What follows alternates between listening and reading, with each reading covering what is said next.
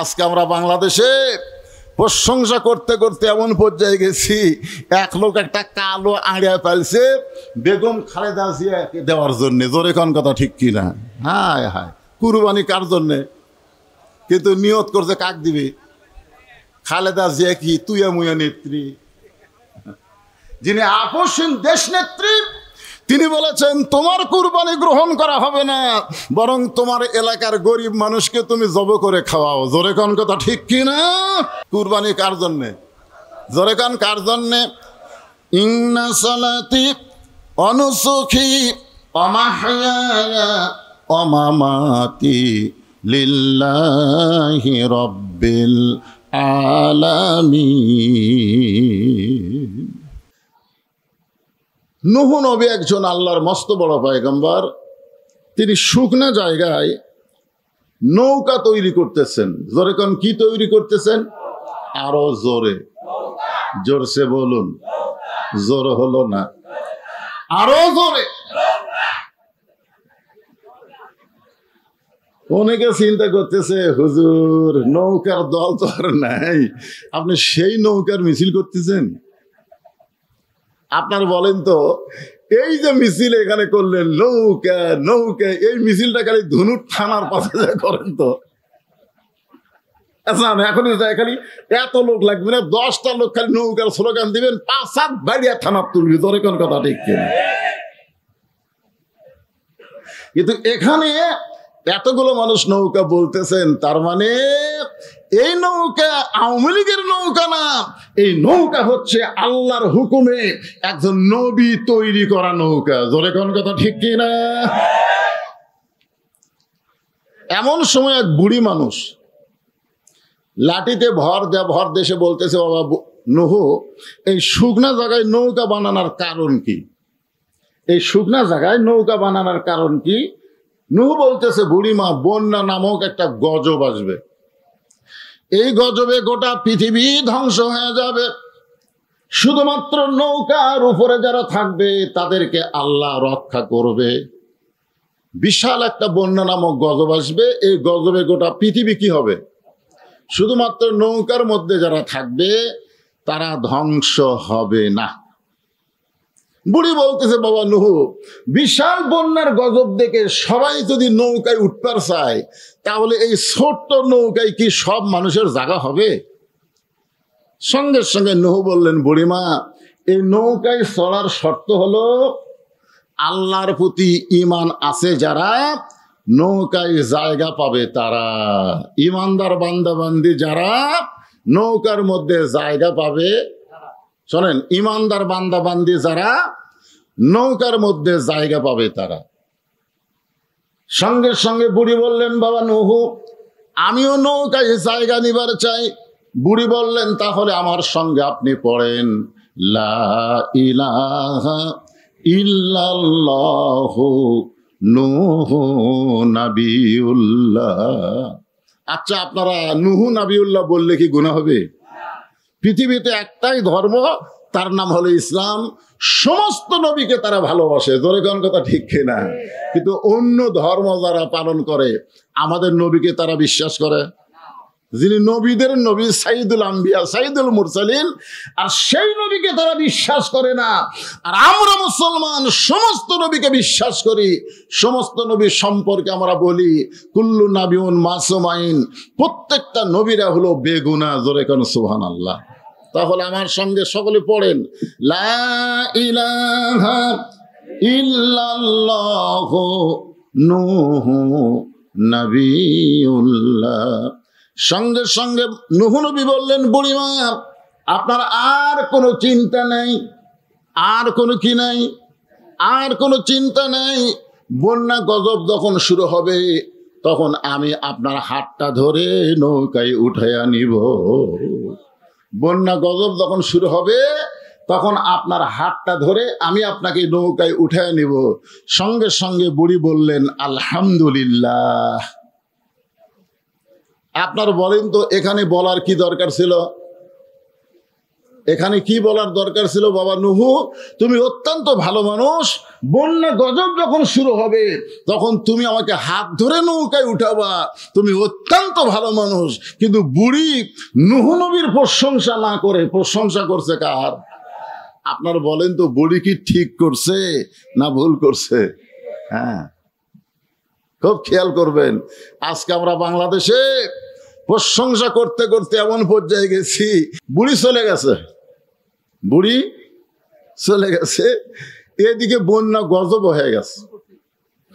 বন্যা গজব শুরু হয়ে গেল। পৃথিবীর সর্বোচ্চ পাহাড় হিমালয় পাহাড় পর্যন্ত বন্যার পানির নিচে 40 দিন ডুবে গেল। 40 দিন পর্যন্ত গোটা পৃথিবী পানির তলে ছিল। কয়দিন? 40 দিন পর্যন্ত গোটা পৃথিবী পানির নিচে তলিয়ে থাকলো। এক সময় আল্লাহ তাআলা পানি কমে দিলেন। নূহ নবীর নৌকা যদি পর্বতে ভিড়ে গেল। আল্লাহ ডাকদা বললেন, নূহ নৌকার খবর কি? নূহ বলতেছে, আল্লাহ নৌকার মধ্যে যারা জীবিত আছে তারা, নৌকার বাহিরে যারা ধ্বংস হয়েছে তারা। নৌকার ভিতরে যারা জীবিত আছে, নৌকার বাহিরে যারা ধ্বংস হয়েছে তারা। আল্লাহ বলে, নূহ ওই বুড়িটার খবর কি? নূহ বলতেছে, আল্লাহ আমার মনেই নাই।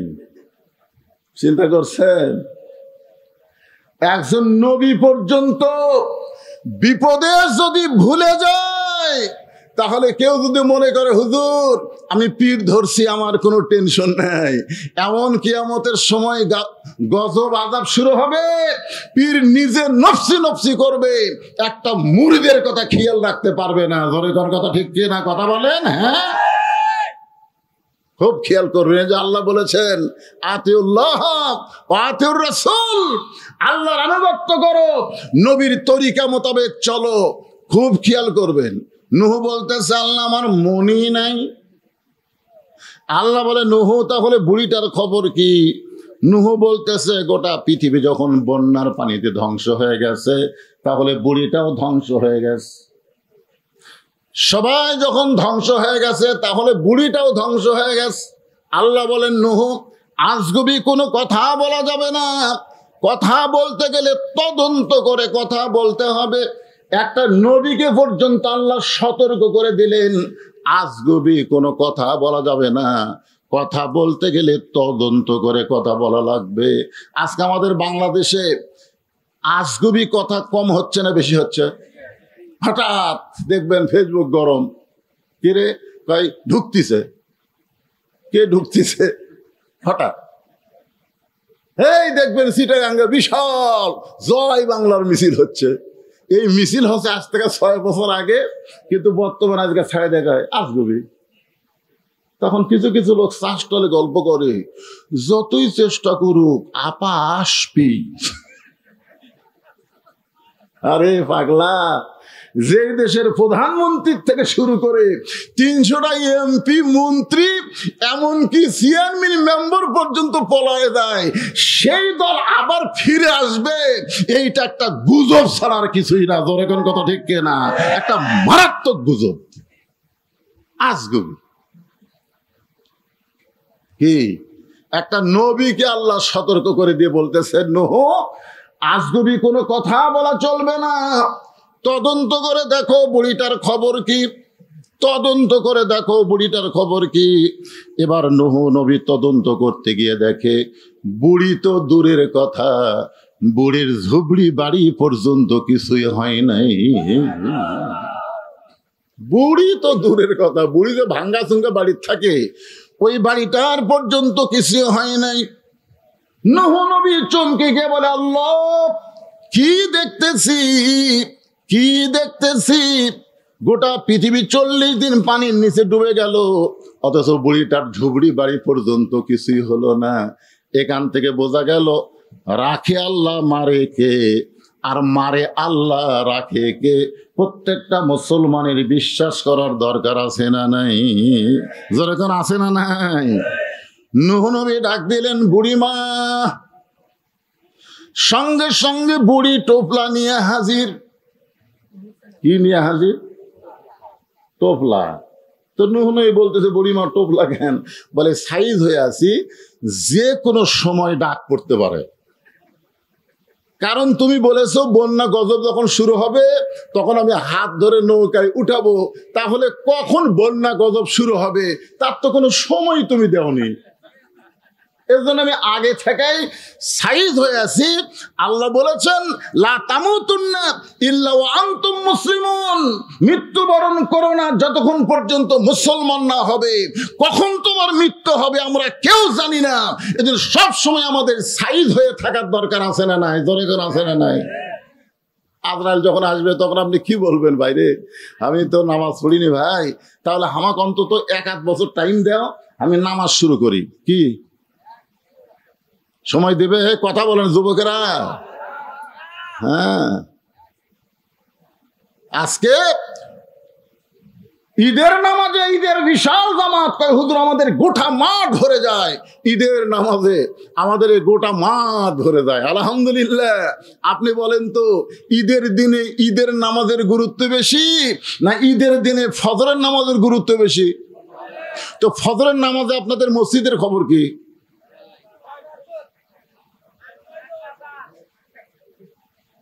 এরা ওঠা বসা করে কেন? না ওঠা বসা করা চলবে? কোরআনের কথা হচ্ছে, নামাজের কথা হচ্ছে। কোথায় যাবেন? বাড়ি যাবেন? বুকত হাত দিয়ে বলেন তো আপনার বাড়ির যাওয়ার গ্যারান্টি আছে? আছে? আজকে মোটর সাইকেল অ্যাক্সিডেন্টে কয়জন মরছে গোস্ত নিয়ে যাওয়ার সময়? খালি হ্যাঁ হ্যাঁ হ্যাঁ করে মোটর সাইকেল চালায়। এক পলকের নাই ভরসা, মিশে সকল আশা, কখন বুঝি দারুণ ঝড়ে ভাঙবে তোমার বাসা। মিশে মায়ায় বন্দি থাইকা করলাম কত খেলা, পশ্চিমে তাকায়া দেখো তোমার ডুইবে গেছে বেলা। আমি একটা কথা আপনাদেরকে বলবো, মনোযোগ দিয়ে শুনবেন। আল্লাহ রাসূল কিন্তু জান্নাতুল বাকি তৈরি করলেন। জান্নাতুল বাকি হচ্ছে একটা গোরস্থান। জান্নাতুল বাকি কি? একটা গোরস্থান তৈরি করলেন। তো সাহাবেরা বললেন হুজুর আপনি এই গোরস্থান তৈরি করে এর নাম দিলেন জান্নাত। এটা আল্লাহ রাসূলের রওজার পাশে মদিনায় যখন যাবেন তখন দেখবেন বিশাল একটা গোরস্থান, তার নাম কি? জান্নাতুল বাকি। আল্লাহ রাসূল বললেন আমরা যারা মৃত্যুবরণ করব, দুনিয়াতে যেমন জামাতে আমরা জীবিত অবস্থায় নামাজ পড়ি, দুনিয়াতে যেমন আমরা মিলেমিশে সমাজ করি, মরার পরেও আমরা এক জায়গায় সবাই থাকতে চাই। আচ্ছা, এক জায়গায় সবাই মিলে থাকার মতো লাভ কি? মনে করেন এখানে যে ফ্যানটা দিছে, এই যে ফ্যান, এই ফ্যান কিন্তু যখন দিছে তখন কিন্তু টার্গেট করছে বক্তা ওয়াজ করবে, বক্তা যেন ওয়াজ করতে না ঘামে, এই জন্য বক্তাকে টার্গেট করেই কিন্তু ফ্যানটা দিছে। জোরে কোন কথা ঠিক কিনা? নিয়ত করছে কে? বক্তা। কিন্তু এখন এই লাইনে যে কয়জন আমরা আছি আমরা সবাই বাতাস পাচ্ছি না, তাহলে নিয়ত কি? সব লোক না বক্তা? তো একত্রে সবাই যখন একই গোরস্থানের মধ্যে থাকবেন তখন আল্লাহর রহমতের বাতাস কোন একটা ভালো মানুষের কবরে যখন আসবে, প্রত্যেকটা কবরবাসী ওই রহমতের বাতাসের একটা অংশ পাবে। এজন্য পারিবারিক গোরস্থান না করে সম্মিলিতভাবে আপনারা গোরস্থান তৈরি করবেন। আমি এখানে এসে শুনলাম জোর শিমুলে নাকি সম্মিলিত গোরস্থান নাই, পারিবারিক গোরস্থান। কি মসজিদে আজান হলে আপনি বাড়িতে নামাজ পড়বেন না জামাতে নামাজ পড়তে যাবেন? মক্কা মদিনায় ঘুরে দেখেন পারিবারিক কোনো গোরস্থান নাই, সমস্ত গোরস্থান হলো সম্মিলিত গোরস্থান। আপনাদের জোর শিমুলে যেমন সব গ্রামের পাড়ার লোক এসে এক মাটি নামাজ পড়েন, আপনার সবাই মারা গেলে এক জায়গায় থাকবেন। এই নিয়ত করবেন। জোরে কোন কথা ঠিক কিনা? কি এই নিয়ত করা কি খারাপ? ওয়াজের প্রাসঙ্গিক কথাটা আমি বলে দিলাম। যখন বলতেছে আমি তৈরি হয়ে আছি, জোরে কোন কি হয়ে আছি? আপনারা তৈরি হয়ে আছেন? একটা গান শুনছি, কত জনকে কত কি দিলাম, যাবার কালে একজন আরো দেখা না পাইলাম। কেরে ছেলেরা এই গানগুলো শোনোনি? ডাক দিয়াছেন দয়াল বাদ দেব আমরা বলবো আল্লাহ। ডাক দিয়াছেন আল্লাহ আমারে, রইব না আর বেশি দিন তোদের মাজারে। কয়দিন থাকবেন? কয়দিন? তাহলে তৈরি হয়ে থাকার দরকার আছে না নাই? যারা এশার নামাজ না পড়ে ওয়াজ শুনতেছেন, আপনি যতই ওয়াজ শোনেন, ফজরের আযানের আগে যদি আপনার মৃত্যু হয়, এই দুনিয়ার সমস্ত মুসলমান যদি আপনার জানাজায় হাজির হয়, তারপরেও আপনি জান্নাতে যাবার পারবেন না। কারণ মান তারাকা সালাতু মুতাম্মিদান ফাকাত কাফারা, ইচ্ছা করে এশার নামাজ যারা বাদ দিল তারা অবশ্যই আল্লাহর সঙ্গে কুফরি করলো। আর যদি এশার নামাজ আদায় করে আপনি ওয়াজ শোনেন, ফজরের আগে যদি আপনি মৃত্যুবরণ করেন, দুনিয়ার কোনো মানুষ যদি আপনার জানাজায় অংশগ্রহণ না করে, শুধুমাত্র এশার নামাজ আদায় করার কারণে, ওই নামাজের কারণে আল্লাহ পাক আপনাকে জান্নাত দিয়া দিবে। তাহলে তৈরি হয়ে থাকার দরকার আছে না নাই? নূহ নবী চোখের পানি বের করে বলতেছে, বুড়িমা বন্যা গজব শেষ, বুড়িমা বন্যা গজব শেষ, আপনি যে তৈরি হয়ে আছেন টোপলা টাপলি সাইজ করে, কিন্তু গজবই তো শেষ। আপনার কথা আমার মনেই নাই। বন্যা গজব যখন শুরু হচ্ছে তখন আপনার কথা আমার মনেই নাই। বুড়ি মুচকি মুচকি হাসতেছে। নূহ বললেন, বুড়িমা হাসেন কেন? বলে, হাসার কারণ হলো তুমি যখন আমাকে বলেছিলে বন্যা গজব শুরু হলে আমি হাত ধরে নৌকায় উঠাইয়া তুলবো, তখন আমি প্রশংসা করছিলাম কার? কারণ আমি ঈমান গ্রহণ করার পরেই বিশ্বাস করেছি লা ইলাহা ইল্লাল্লাহ, নূহ নবিউল্লাহ। ঈমান গ্রহণ করার পরে আমার বিশ্বাস দুনিয়ার সবাই সবাইকে ভুলতে পারে, কিন্তু আল্লাহ কোনোদিন কাউরে ভুলবে না। ধরে কোন কথা ঠিক কি না? তাহলে প্রশংসা হবে কার? আল্লাহ। এজন্য সবাই বলেন সুবহানাল্লাহ, আলহামদুলিল্লাহ, লা ইলাহা ইল্লাল্লাহ। জোরে সরে সুবহানাল্লাহ, আলহামদুলিল্লাহ, লা ইলাহা ইল্লাল্লাহু মুহাম্মাদুর রাসূলুল্লাহ। আশকুরুলি ফাযকুরুনি আযকুরুকুমের উপর শেষ। এখন ওয়াশকুরুলি ওয়ালা তাকফুরুন, তোমরা আল্লাহর শুকর গুজারি হও, তোমরা আল্লাহর সঙ্গে কুফরি করো না। এখন আল্লাহর শুকর গুজারি আর আল্লাহর কুফরি বুঝাতে গেলে এই আয়াতটা আপনাদের মনোযোগ দিয়ে শোনা লাগবে। ইয়া আইয়ুহাল্লাযীনা আমানুস্তাঈনু বিস-সাবরি ওয়াস-সালাহ ইন্নাল্লাহা মা'আস সাবিরিন। আপনারা শুনতে রাজি আছেন? রাজি আছেন? একটু মনোযোগ দিয়ে শোনা লাগবে। ছেলে যারা যুবক আছে, আমার মা বোনেরা মনে করতেছে, হুজুর আমাকে ওয়াজ তো আগেকার বক্তারাও করলো না, আপনি কি করবেন না? আমার মা বোনদের জন্য আমার ওয়াজ থাকবেই। আজ পর্যন্ত আমার এমন কোনো ওয়াজ নাই যে ওয়াজ আমার মা বোনদের ওয়াজ থাকে না। ধরে কোন কথা ঠিক কিনা? অবশ্যই মা আপনাদেরও ওয়াজ আছে। এই আয়াতটা একটু খুব মনোযোগ দিয়ে শুনবেন। ভাইজান আসরের নামাজ আদায় করছে। কোন নামাজ আদায় করার পরে জমির ধান দেখতে গেছে। জমির ধান দেখতে যায়, দেখে উপর জমির পানি চলমল করতেছে, নিচে ওর জমির পানি নাই। উপর জমির কি পানি চলমল করতেছে, নিচে ওর জমির পানি নাই। ওই কিন্তু আসরের নামাজ আদায় করছে। করার পরে যায় এই অবস্থা দেখে ওই এখন চারিদিকে তাকাচ্ছে, এরকম করে চারিদিকে তাকা দেখে কেউ নাই। আস্তে করে বসে বিসমিল্লাহ কয়ে আল কাটছে। যেরকম কি কয়ে আল কাটছে আপনারা বলেন তো, অপরের জমির পানি নিজের জমিতে নেওয়ার জন্য বিসমিল্লাহ কয়ে আল কাটা জায়েজ না হারাম? যেরকম যতই বিসমিল্লাহ কন ওটা কি হালাল হবে?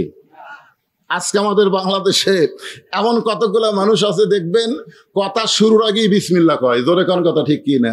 কিন্তু বিসমিল্লাহ কয়ে তুমি মানুষের আইনের কথা বলো, আল্লাহর আইনের কথা বলো না। এরকম ভাবে বিসমিল্লাহ কয়ে আল কাটার মতোই, জোরে কোন কথা ঠিক কি না? বিসমিল্লাহ কয়ে আল কাটা ওই পানি দিয়ে হাত ধোছে, ধুইয়া দাঁড়িয়ে চারিদিকে তাকায় বলতেছে আলহামদুলিল্লাহ, কেউ দেখেনি। কি কইছে? আলহামদুলিল্লাহ, খুশি, আলহামদুলিল্লাহ, কেউ দেখেনি। এখন আপনারা বলেন আমাদের বাংলাদেশের মুসলমানের বর্তমান চরিত্র এরকম নয়? মানুষ না দেখলি হলো, আল্লাহ দেখতেছে।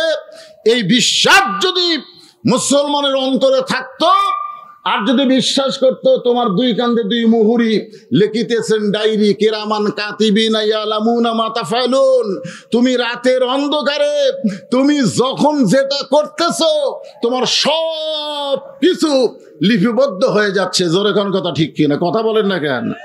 সবাই ঘুমাইছে। এই ছেলেরা, তোমার হাতে স্ক্রিন টাচ মোবাইল আছে, এখন তুমি মনে করতেছো রাত 12টা বাজে, কেউ তোর সেতুর নাই, বাপ মা ঘুমায় গেছে, দরজা জানলা বন্ধ করে দিয়ে আমি এখন ভিডিও মোবাইল দেখি, অশ্লীল ভিডিও আমি দেখি, কেউ তো আর দেখতেছে না। আপনারা বলেন তো কেউ দেখতেছে? কেউ দেখতেছে? এই বিশ্বাস যদি অর্জন করতে চান, ইয়া আইয়ুহাল্লাযীনা আমানুস্তাঈনু বিস-সাবরি ওয়াস-সালাহ, আল্লাহ বললেন আমাকে যারা বিশ্বাস স্থাপন করেছো, তোমরা যদি আমার কাছে কিছু পাবার চাও তাহলে দুইটা জিনিস তোমাদের লাগবে। 1 নম্বর হলো ধৈর্য, আর 2 নম্বর হলো নামাজ। জোরে বলেন কয়টা? 2টা জিনিস লাগবে। 1 নম্বর হলো ধৈর্য। আপনারা বলেন তো, যত ইবাদত আমরা করি সমস্ত ইবাদতের মধ্যে ধৈর্য কম কোন ইবাদতের মধ্যে? ধৈর্য কম।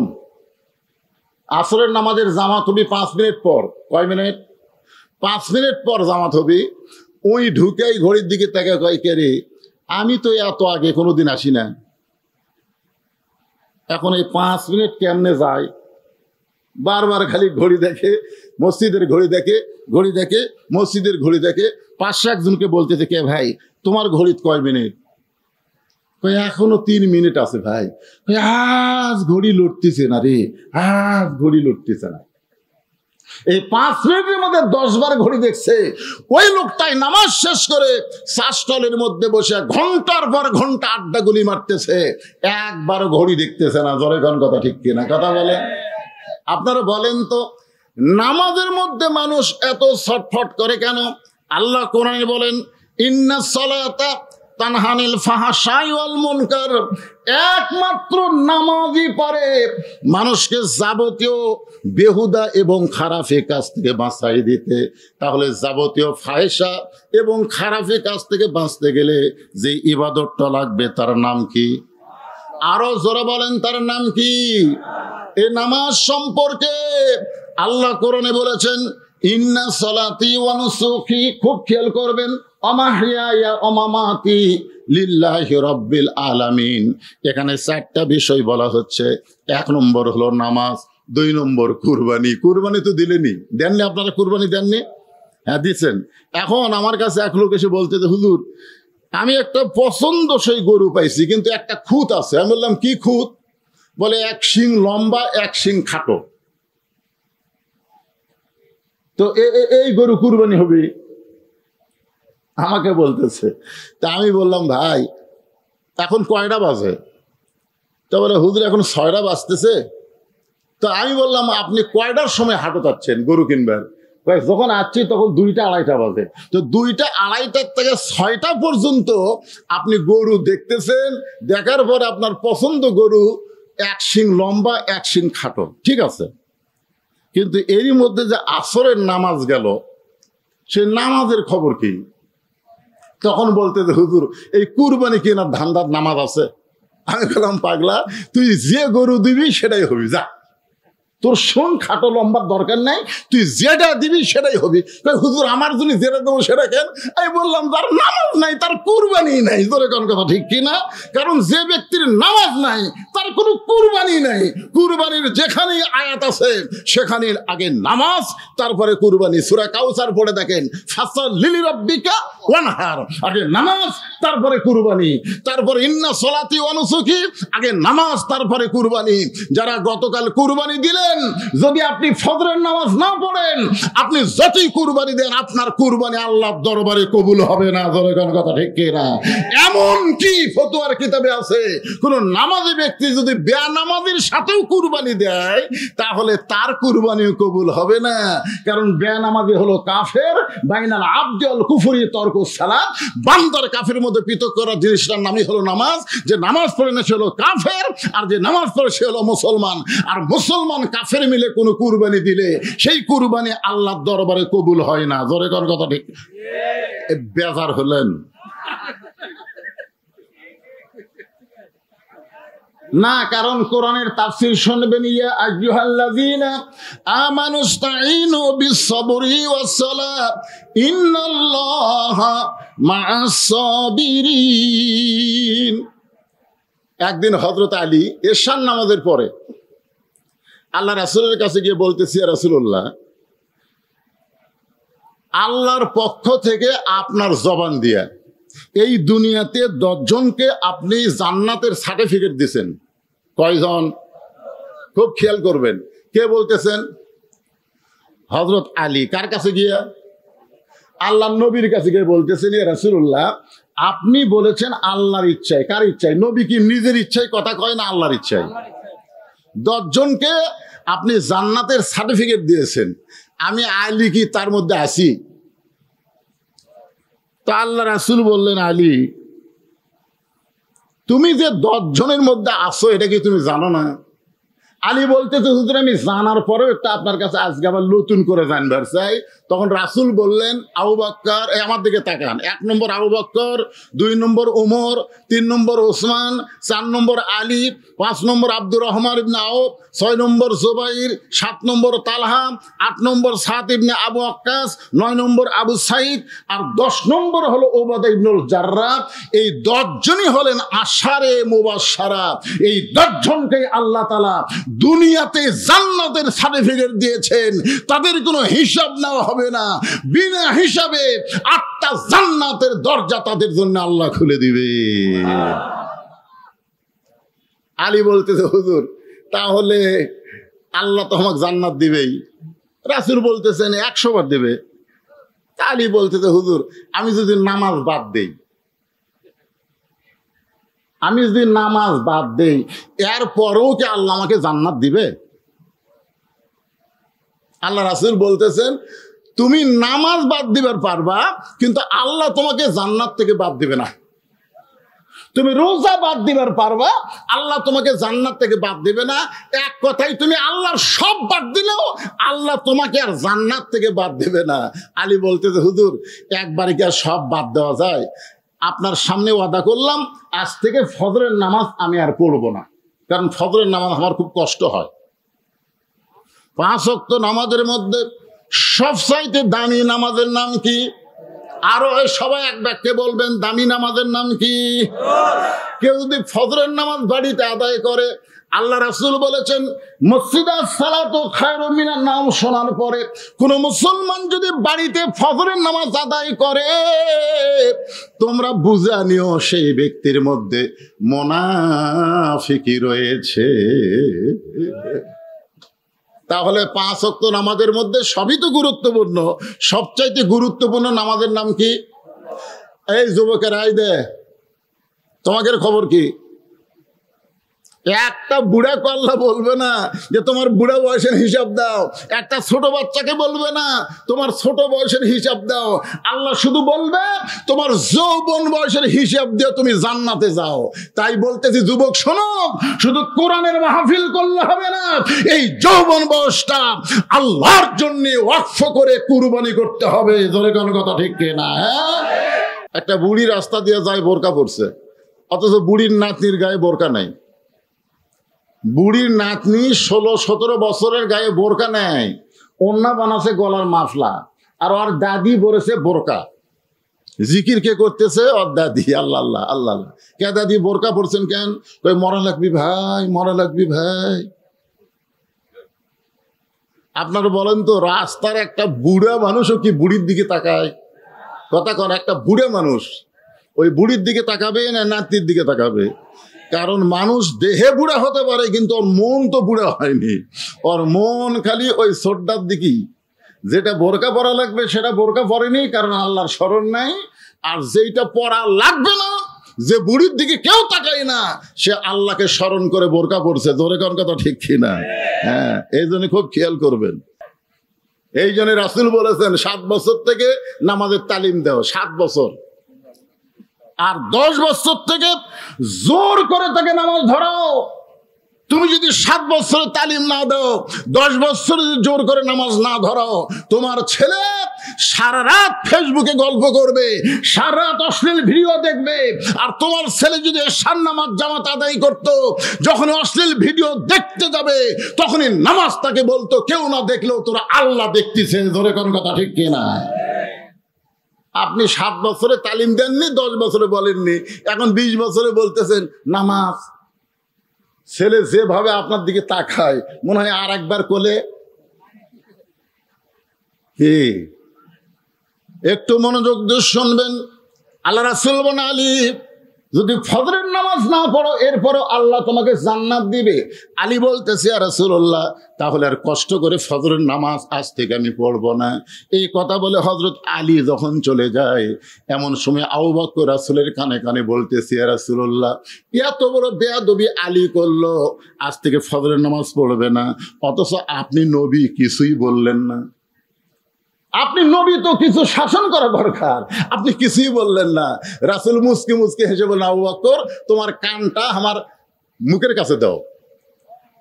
আবু বকর রাদিয়াল্লাহু যখন নবীর মুখের কাছে কান দিছে, নবী তখন ফিসফিস করে বলতেছে, জান্নাতের জন্য যদি নামাজ হয় তাহলে আলী নামাজ ছাড়তে পারবে, আর আল্লাহর জন্য যদি নামাজ হয় আলী গোটা দুনিয়া ছাড়বে, কিন্তু এক ওয়াক্ত নামাজ ছাড়বে না। জোরে কান সুবহানাল্লাহ। ভাইরে একটু মনোযোগ দিয়ে শোনেন। আস্তাইনু বিসসবরি ওয়াসসালাহ ইন্নাল্লাহা মা'আস সাবিরিন। আল্লাহ কেন বললেন মুসলমান আল্লাযীনা মাক্কান্নাহুম ফিল আরদ, ইসলাম যখন ক্ষমতায় যাবে, সংসদ যখন কোরআন যাবে, কোরআন দিয়ে যখন দেশ চালু হবে, ওই সময় ক্ষমতার চেয়ার যে পাবে, চেয়ার পাওয়ার সঙ্গে সঙ্গে তার 1 নম্বরের দায়িত্ব হলো পদ্মা সেতু নির্মাণ করো, বাল্য বিয়ে বন্ধ করো, মাদক মুক্ত সমাজ করো। এগুলা দায়িত্ব হতে পারে, কিন্তু 1 নম্বর দায়িত্ব হলো নামাজ কায়েম করো। জোরে কোন কথা ঠিক কিনা? নামাজ, নামাজ। যার নামাজ নাই, লা সালাতা লা দীনা, যার নামাজ নাই তার কোনো ধর্মই নাই। হযরত আলী বাড়িতে গিয়ে ডাকতেছে, হাসান, হোসেন মা, দরজা খোলো। ফাতেমা চিন্তা করে, কে রে? প্রতিদিন আমার স্বামী এশার নামাজ পড়ে এসে আমাকে সালাম দেয়। জোরে কোন কি দেয়? হাদিসের ব্যাখ্যায় বলা হয়েছে, কোন ব্যক্তি 5 ওয়াক্ত নামাজের সাথে সাথে অমিনাল লাইলি ফাতাহাজ্জাত বিহি নাফিলাতাল্লাহ, যদি রাতের অংশে তাহাজ্জুদের নামাজ আদায় করে, ওই ব্যক্তির জন্য 5 ওয়াক্ত নামাজ 5টা স্বাদ মনে হবে। ফজরের নামাজ মধুর মতন মনে হবে, যোহরের নামাজ বিরিয়ানির মতন মনে হবে, আসরের নামাজ চা মিষ্টির মতন মনে হবে, মাগরিবের নামাজ শরবতের মতন মনে হবে, ডাব খাওয়ার মতন মনে হবে, আর এশার নামাজ পোলাও বিরিয়ানির মতন মনে হবে। জোরে কান সুবহানাল্লাহ। একটাও ছাড়তে পারবে না, প্রত্যেকটা নামাজ তাকে আলাদা আলাদা একটা করে স্বাদ দিবে। জোরে কান সুবহানাল্লাহ। ফাতেমা বলতেছে, আপনি মনে হয় কিছু বাদ দিবার চাচ্ছেন। আলী তো বুঝবার পারছে, কারণ রাসূল বলেছেন, আনা মাদিনাতুল ইলমে ওয়া আলী বাবুহা, আমি হচ্ছি এলিমের শহর, আলী হচ্ছে তার দরওয়াজা। জোরে কান সুবহানাল্লাহ। হযরত আলী বাড়ির মধ্যে ঢুকে বললেন, ফাতেমা, আজকে হযরত বেলাল যখন ফজরের আযান দেবে, সে আযান শোনার সময় আমাকে যেন ঘুম থেকে চেতন করো না। আমি তোমার বাবার কাছে ওয়াদা করেছি, আজ থেকে আর ফজরের নামাজ পড়বো না। ফাতেমা মুচকি মুচকি হাসতেছে। সুবহানাল্লাহ বলেন। ফাতেমা মুস্কি মুস্কি হাসার কারণ হলো পৃথিবীতে কে কেমন এইটা কোনো কেউ না জানলেও সবার আগে যিনি জানে তিনি হলেন তার বিবি। আপনি কেমন মানুষ, কত নম্বর ভালো মানুষ, এটা পাড়ার লোক না জানলেও আপনার বউ কিন্তু জানে। জোরে কোন কথা ঠিক কিনা? আমার বউয়ের হাতে 500 টাকা ধরে দিয়ে আমি বলছিলাম, তুমি খালি একবার আমাকে হুজুর কও তো দেখি, তোমার মুখে হুজুর শুনতে কেমন লাগে। তো 500 টাকা হাতত দিয়ে বলতেছে, জনগণ আপনাকে চিনে না তাই হুজুর কয়, কিন্তু আমি আপনাকে চিনি না, আপনি মালটা কি হুজুর হয়? এতই সহজ। চিন্তা করছেন? আমি চিন্তা করলাম যে লক্ষ লক্ষ মানুষ আমাকে হুজুর কয়, আমাকে চিনে না, আর আমার বউ আমাকে চিনা বলতেছে হুজুর হওয়া এত সহজ নয়। অথচ সর্বপ্রথম আমাদের নবীকে যিনি নবী বলে স্বীকার করেছেন তিনি দুনিয়ার অন্য কোনো মানুষ না, তিনি হলেন তার বিবি খাদিজাতুল কুবরা। জোরে কোন কথা ঠিক কিনা? তাহলে সর্বপ্রথম আমাদের নবীকে নবী বলে স্বীকার করেছেন কি প্রতিবেশীর লোক না নিজের ঘরের লোক? তাহলে কি বুঝলেন? আমাকে আমার বউ হুজুর কয় না, আর নবীকে নবী বলে স্বীকার করলো তার বউ। তার মানে বোঝা গেল নবীর বাহিরেও যেমন ভিতরেও তেমন, আর আমার বাহিরে ভালো ভিতরে ভালো না, যার কারণে আমার বউ আমাকে হুজুর বলতেছে না। এই জন্য নিঃসন্দেহ ভাবে দুনিয়ার কোনো মানুষকে মানা যাবে না, একমাত্র মানুষকে মানতে হবে, তিনি হলেন আমাদের নবী। ধরে বলেন কথা ঠিক কিনা? যাকে মানতে গেলে কোনো সন্দেহ করা দরকার নাই। ফাতেমা মুস্কি মুস্কি হাসার কারণ হলো যেই মানুষটা তাহাজ্জুদের নামাজ আদায় করে আর সেই মানুষটা আমাকে বলতেছে ফজরে আযান দিলে যেন আমার ঘুম থেকে ডাক দিও না।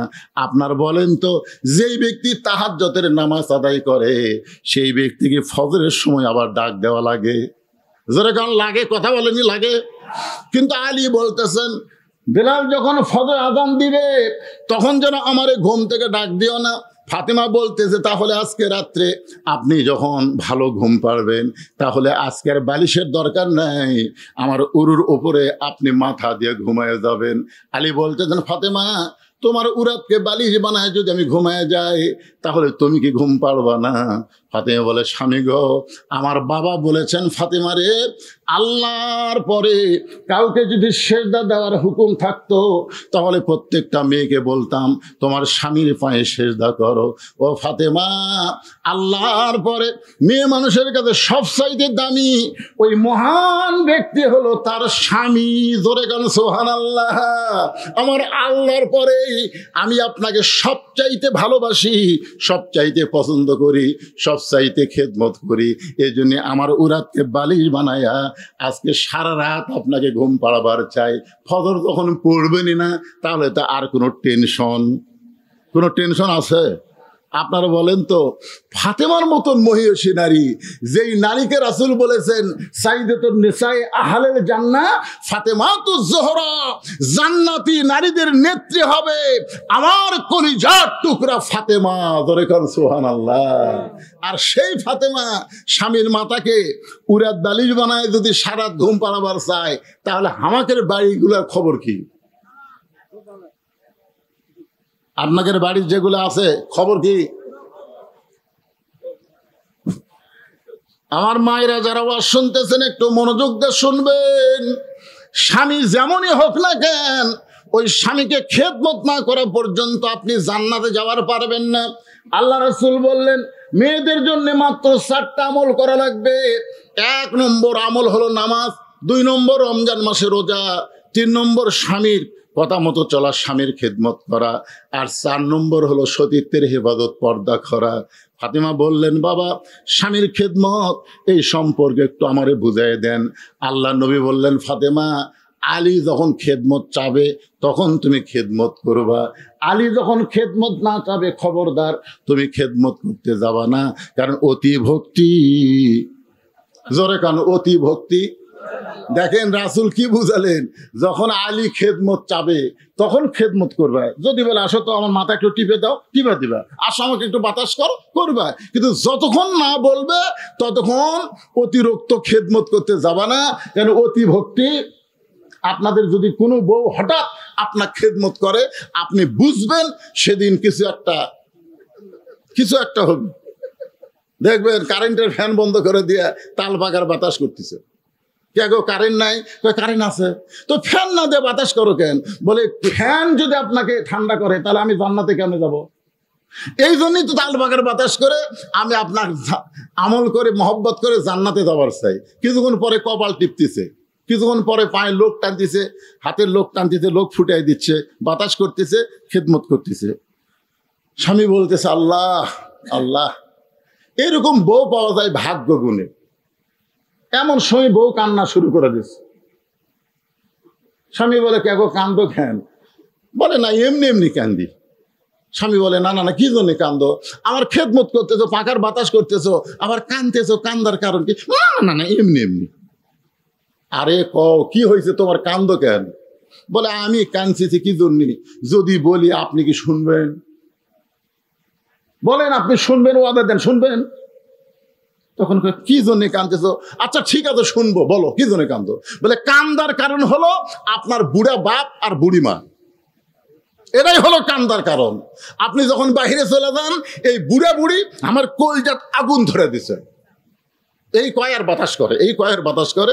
আপনি যদি আপনার বাপ মার সাথে থাকতে চান তাহলে আল্লাহর হস্তে আমার বাপের বাড়ি পাঠিয়ে দেন। আর আপনি যদি আমার সঙ্গে জান্নাতের সংসার করবার চান তাহলে আপনার বাপ মা বাদ দেওয়া লাগবে। ওমা আলাইনা ইল্লাল বালাগ। এখন আমার ওয়াজ শেষ করলাম, এখন আপনি কি আমল করবেন কোন? স্বামী তো বলতেছে তোর কান্না দেখে তো আমি ভুলে গেছি রে। এমন সময় আল্লাহর কোরআন এসে সামনে এসে বলতেছেন আল্লাযী খালাকাল মাউতা ওয়াল হায়াতা লিয়াবলুয়াকুম আইয়ুকুম আহসানু আমালান ওয়া হুয়াল আজিজুল গফুর। কি বুঝলেন? আল্লাহ বলতেছেন ইমানদারেরা, মৃত্যুর হায়াতকে আমি সৃষ্টি করেছি তোমাদেরকে পরীক্ষা করার জন্য। আর পরীক্ষার বিষয়টা হলো আইয়ুকুম আহসানু আমালা, সুন্দর আমল। তো এই মুহূর্তে তোর বউ যে ওয়াজ তোর কাছে করলো, ওয়াজ করে বললো আমা আলাইনা ইল্লাল বালাগ, এখন তুই কি আমল করবি? যদি বইয়ের কথা মতো আমল করিস বাপ মা বাদ দেওয়া লাগবে। আর যদি বাপ মার সঙ্গে থাকতে চাস তাহলে এই বউ বাপের বাড়ি পাঠিয়ে দেওয়া লাগবে। এখন তুই কি আমল করবি? তোর জন্য সুন্দর আমল কোনটা? এমন সময় কোরআন বলতেছে ওয়াকাদা রাব্বুকা আল্লা তা'বুদু ইল্লা ইয়াহু ওয়া বিল ওয়ালিদাইনি ইহসানান। ওই এখন লাভ দা উঠছে, ওটা বলতেছে ব্যাগ ট্যাগ সব গোছান আছে। ব্যাগ মেয়ে মানুষের ব্যাগ গোছায় না, কোনো জায়গায় যাওয়ার সময় ব্যাগ ট্যাগ গোছায় না, তো ব্যাগ ট্যাগ সব গোছানো আছে কেন? বউ বলতেছে কেন? তুই না বাপের বাড়ি যাওয়ার ছেলে, তো 3 তালাকের গাড়ি করে তোর বাপের বাড়ি পাঠিয়ে দেবো। বউ কয় কেন? বলে তুই জানিস না তোর মতন বউ তালাক দিলে বিকেলে বিয়ে করবার পারবো, তোর মতন বউ সকালে মরলে সন্ধ্যা আর একটা বউলে বাড়িতে আসবো। কিন্তু যে বাপ মায়ের বিরুদ্ধে তুই আমার সামনে ওয়াজ করলি, এই বাপ মা যদি মারা যায় কিয়ামত পর্যন্ত কাঁদলে আমি বাপ মা আর ঘুরে পাবো না। যেটা পাওয়া যাবে না সেটার দাম বেশি, আর যেটা পাওয়া যায় সেটার দাম আছে কেন? বউ দৌড়ে এসে স্বামীর পা ধরে বলতেছে আপনি আসলে আল্লাহর ওলি গো, আপনি ভুয়া খেদমত দিয়ে বুঝানোর উপায় নাই। আল্লাহ রাসূল বললেন ফাতেমা 24 ঘন্টায় যে আমলটা করতে হবে সেইটা আমলের নাম হলো পর্দা। মেয়ে মানুষের যদি পর্দা না থাকে সেই মেয়ে মানুষ কোনোদিন স্বামীর খেদমত করতে পারবে না। যে মেয়েটার পর্দা নাই সেই মেয়ে কোনোদিন 5 ওয়াক্ত নামাজি হওয়ার পারবে না। যে মেয়েটার পর্দা নাই সেই মেয়েটা আল্লাহর নিয়ম মতো রোজা রাখতে পারবে না। মেয়েদের সমস্ত আমলকে সুন্দর করতে গেলে 1 নম্বর যে আমল লাগবে সে আমলের নাম হলো পর্দা। জোরে বলেন নাম কি? আমার মায়েরা যারা পর্দার অন্তর আছেন একটু মনোযোগ দেন। অকর্ণা ফি বুয়ুতিকুন্না ওয়ালা তাবাররাজনা তাবাররুজাল জাহিলিয়াতিল উলা। রে মেয়েরা, তোমরা ঘরের মধ্যে থাকো, তোমরা ঘরের বাহির হও না। কোনো প্রয়োজনে যদি ঘরের বাহির হও তাহলে হেজাব নিয়ে পর্দা নিয়ে বের হবে। ওই জাহেলি যুগের মেয়েদের মতন সাজগোজ করে বের হওয়ার কোনো পারমিশন মেয়েদের জন্য নাই। হুকুম কার? আমার এলাকার এক মেয়ে মানুষ মেম্বরের ডান আছে। মেম্বরক আপনার কি কোন ভাইস চেয়ারম্যান নাকি? মেয়ে মানুষ মেম্বরের ডানলে ভাইস চেয়ারম্যান কোন? ওই যত মরদ মানুষ দেখতেছে দৌড়ে যায় হাত ধরে। হ্যাঁ, হাত ধরে বলে ভাই আমার ভোট দেওয়া লাগবে, আমার মার্কাই দেয়। যত পুরুষ মানুষ সব পুরুষ ওকে হাত ধরে। আমার দেখেও হাত ধরবার আসতেছিল, তা আমি দেখেই তো সেই জোরে হুজুর হুজুর একটু থামেন হুজুর। আমি বললাম ঠিক আছে, তোমার জন্য আমি দোয়া করে দেবো, হাত ধরা লাগবে না, যাও। দোয়াটা একটু আমার সামনে করেন হুজুর, আমি আপনার কাছে যাচ্ছি না, আপনি হুজুর মানুষ, আমি এই মানুষ, আপনার কাছে গেলে সমস্যা হবে। জনগণ যদি দেখেন ওটা যদি পিরিশ করে একটা ক্যামেরার ছবি তোলে তাহলে আপনার ওয়াজ বন্ধ হবে। ঠিক আছে, আমি আপনার কাছে যাচ্ছি না, আপনি একটু দোয়া করেন হুজুর। তখন আমি দোয়া করলাম, মা তারাক্তু বাদি আলা উম্মতি ফিতনাতুন আদার আলা মিনার রাহুল বুখারী ফেতান, কিতাবুল ফেতান। আমি বুখারী শরীফের কিতাবুল ফেতান থেকে একটা হাদিস পড়ে মেয়েটাতে দোয়া করলাম। মেয়েটা করলো হুজুর এটা তো আরবিতে দোয়া হলো, আর বাংলা কি? আমি বললাম বাংলা খাওয়ার গেলেই তো ধরা খাওয়া লাগবে রে। তা আমি চিন্তা করলাম যখন ওর কাছে বাংলা না বলবো তখন রাসূল হয়তো আমার উপর বেজার হবে। এই জন্য আমি বললাম আল্লাহ রাসূল বলেছেন মা তারাক্তু বাদি আলা উম্মতি ফিতনাতুন আদারু আলা রাজুলু মিনান নিসা। আল্লাহ রাসূল বলেছেন আমার পরে আমার উম্মতের জন্য সবচাইতে বড় বিপদ হলো পুরুষ মানুষের জন্য নারী নেত্রী হওয়া। এখন আমরা সবাই চিন্তা করব নারী নেত্রীর দিন শেষ, মরদ মানুষের বাংলাদেশ। জোরে কোন কথা ঠিক কিনা? আপনারা বলেন তো, এই যে হাসিনা খাইয়া দেয়া দেশ ভাঙ্গে চুরমার করে থুয়ে গেছে, তারপরও এই বছর রমজান মাসে আপনারা কারেন্ট বেশি পাচ্ছেন না কম পাচ্ছেন? এই খালি হাসিনা বলতেছিল কারেন্ট বিএমপি সব সর্বনাশ করে গেছে, খাম্বা তারেক নাম দিছে, এই বহু কিছু বলে বলে আমার করে ভুলে রমজান মাসে সেহরির সময় কারেন্ট নাই, ইফতারের সময় ইফতারি কেবল মুকদ্দিমু কারেন্ট নাই, তারাবির কেবল 20 রাকাতের 4 রাকাত হতে কারেন্ট শেষ। আর এই বছর এই বুড়া মরদ মানুষটা ক্ষমতা আসার সাথে সাথে ভারত খালি বুড়ে আঙ্গুল দেখায়। বুড়া রে ইউনুস কয় আমি ভারতকে টেরাও করি না, ভারত বাদ দিয়া চীনত গেছে। জোরে কোন কথা ঠিক কি না? সাথে সাথে মুদি গালত হাত দেখায়। ওরে বাবা রে, শোনেন হাসিনা যেইভাবে দেশটাকে ভঙ্গুর করে রেখে গেছে, ইউনুসের মতন মরদ যদি ক্ষমতায় না বসতো তাহলে বাংলাদেশ এতদিন চুরমার হয়ে যেত। জোরে কোন কথা ঠিক কি না? এই জন্য একটা গজল আমার সব সময় মনে পড়ে, ইউনুস নবীরে খাইলো মাছেতে গিলিয়া, ফেরেশতা পাঠাইলেন আল্লাহ এসমে আজম দিয়া, দমে দমে শহর দম পরে সে এসমে আদম, মাছেরই উদর হইতে বাঁচাইলা প্রাণ। একটা মাছ ইউনুস নবীকে হজম করতে পারে নাই, ভারতের ক্ষমতা নেই, আমাদের বাংলার ইউনুসকে হজম করবে। জোরে কোন কথা ঠিক কিনা? আপনারা বলেন তো জিনিসপত্রের দাম ঠিক আছে না নাই? মোটামুটি একটা মরদ মানুষ যখন ক্ষমতায় থাকে, আর রেজালু কাওয়ামুন আলান নিসা, আল্লাহ কোরআনে বলেছেন পুরুষ মানুষ নারীদের উপরে থাকবে। পুরুষ যখন বাংলাদেশের ক্ষমতায় থাকবে অবশ্যই আল্লাহ তাআলার অবারিত রহমত সেই দেশের উপরে আল্লাহ নাজিল করবে। এখন আমি ওই যে মেয়ে মানুষ চেয়ারম্যান ডানাছে ভাই চেয়ারম্যান, ওর স্বামীর কাছে আমি গেলাম, মানে ওর হাত ধরা দেখে আমার খুব খারাপ লাগলো। এতগুলো মরদ মানুষের হাত ধরতেছে, ওর স্বামীর কাছে আমার কিছু বলার দরকার আছে না নাই? তা আমি ওর স্বামীর কাছে গিয়ে বললাম, কে ভাই আপনার বউ যদি মরে আপনি কয় কাপড় দিবেন? তার স্বামী বলতে যে হুজুর আপনি আলেম মানুষ, আপনি জানেন না, আপনি জানেন না হুজুর একটা মেয়ে মানুষ মরে গেলে 5 কাপড়। তা আমি কইলাম মরদ মানুষ মরলে কয় কাপড়? কই মরদ মানুষ মরলে 3টা, মেয়ে মরলে 5টা। তাহলে মেয়ে মানুষ মারা গেলে যদি তাকে 5 কাপড় দেওয়া লাগে তাহলে বেঁচে থাকতে কয় কাপড়? তোর বউ যে হারে মানুষ মরদ মানুষের হাত ধরা ভোট চাচ্ছে, তোর খবর কি? কয় হুজুর তারা আমার বউ যদি কারো হাত ধরা ভোট চাই আমার কি হবি? আমি পাগলা, আর দায়িস হল জান্নাত, দায়িস কোনোদিনও জান্নাতে যাবে না। সাহাবেরা বললেন হুজুর দায়িস কোন নারী? রাসূল বলেন দায়িস কোন নারী না, দায়িস হলো ওই সকল পুরুষ মানুষ যাদের অধীনে নারীরা পর্দা করে না। এখন বলেন মা বোনেরা যদি বেপর্দা হয়, এই দোষ কিন্তু নারীদের না, এই দোষ দিবে আল্লাহ আমাদের। জোরে কোন কথা ঠিক কি না? এখন জোর শিমলের পুরুষ মানুষেরা আজকে কি আপনারা এরকম একটা ওয়াদা করতে পারেন, এরকম একটা ওয়াদা কি করতে পারেন যে হুজুর যতদিন দুনিয়াতে থাকবো আমার বউকে আমি আর বেপর্দা হতে দিব না, দরকার হলে বউ পাল্টাবো, কিন্তু আমি জাহান্নামে যাবার চাই না। আমার মা বোনেরা যারা পর্দার অন্তরে আছেন গো মা, একটু মনোযোগ দিয়ে শোনেন।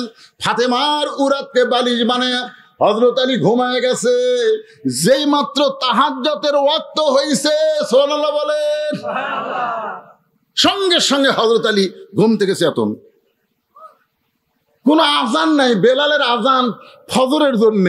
তো তাহাজ্জুদের সময় হযরত আলী ঘুম থেকে চেতন পায়, দেখে মাথার তলে উরাত, মাথার তলে বালিশ নাই। আলী বলতেছেন ফাতেমা তুমি তাহলে কি আজকে ঘুমাওনি? বলে আমি যদি ঘুমাই তাহলে আপনাকে আরামের ঘুম কে পাড়াবে? এই জন্য আপনি ঘুমায় গেছেন, এতক্ষণ পর্যন্ত আপনার মাথা নাড়তেছি যে তাহাজ্জুদের সময় যেন চেতন না পান। তাহাজ্জুদের সময় চেতন না পারলেই তো ফজর বাদ যাবে। তো যে নামাজে লাভ ধরছেন কেন? কে ডাকলো আপনাকে? আলী বলতেছে পাগলি, তোমার বাবাকে আমি বলেছি ফজরের নামাজ পড়বো না, তাই বলে তাহাজ্জুদ পড়বো না তা তো বলিনি। আমি বলেছি ফজরের নামাজ পড়বো না, তাই বলে তাহাজ্জুদ পড়া যাবে না? ফাতেমা মুচকি মুচকি হাসতেছে। যেই পুরুষ মানুষ তাহাজ্জুদের নামাজ পড়ে সেই পুরুষ কোনদিন ফজর বাদ দিবার পারবে? হযরতের তাহাজ্জুদের নামাজ আদায় করে যায় নামাজের মধ্যে মোরাকাবা করতেছেন। মোরাকাবা মানে একটু চিন্তা করা, একটু ধ্যান করা। হতে পারে এই নামাজ আমার জীবনের শেষ নামাজ। আপনি যখন নামাজ পড়বেন, যেই নামাজই পড়বেন, সেই নামাজে মসজিদের মধ্যে ঢোকার সময় আপনি চোখের মধ্যে পানি নিয়ে বলবেন আল্লাহুম্মা আফতাহলি আবওয়াবা রহমাতিক। আল্লাহ তুমি যদি পছন্দ না করতে তাহলে তোমার এই ঘরে আমি ঢুকতে পারতাম না। আল্লাহ আমি যত বড় পাপী হই না কেন, তুমি আমাকে পছন্দ করেছো বলে আমি তোমার ঘরের মধ্যে ঢুকতে পারলাম। সুবহানাল্লাহ কর না কেন ভাইজান? আপনারা বলেন আপনি যত বড়ই পাপী হন না কেন, আযান দেওয়ার পরে আল্লাহর ঘরের মধ্যে যদি আপনি ঢোকেন তাহলে বিশ্বাস করবেন এখনো আল্লাহ আপনাকে পছন্দ করে। জোরে কোন কথা ঠিক কিনা? পছন্দ না করলে ওই এরিয়ার মধ্যে আল্লাহুম্মা আফতাহলি আবওয়াবা রহমাতিকের ভিতরে আপনি ঢুকতে পারতেন না। আপনি যখন বের হবেন তখন আপনি কোন দোয়া পড়বেন? এই ছেলেরা দোয়া জানো, দোয়া জানো তোমরা? আল্লাহুম্মা ইন্নী আসআলুকা মিন ফাদলিক। যখনই দোয়াটা পড়বেন চোখের মধ্যে পানি নিয়ে বলবেন আল্লাহ এই যোহরের নামাজ পড়ে দোয়া পড়ে চলে যাচ্ছি, আসরের নামাজটা জানো তোমার ঘরে এসে পড়তে পারি। আর যদি এটাই আমার জীবনের শেষ নামাজ হয়, এটাই যদি আমার জীবনের শেষ নামাজ হয়, তাহলে এই নামাজের ওসিলায় আল্লাহ তুমি আমাকে মাফ করে দিও।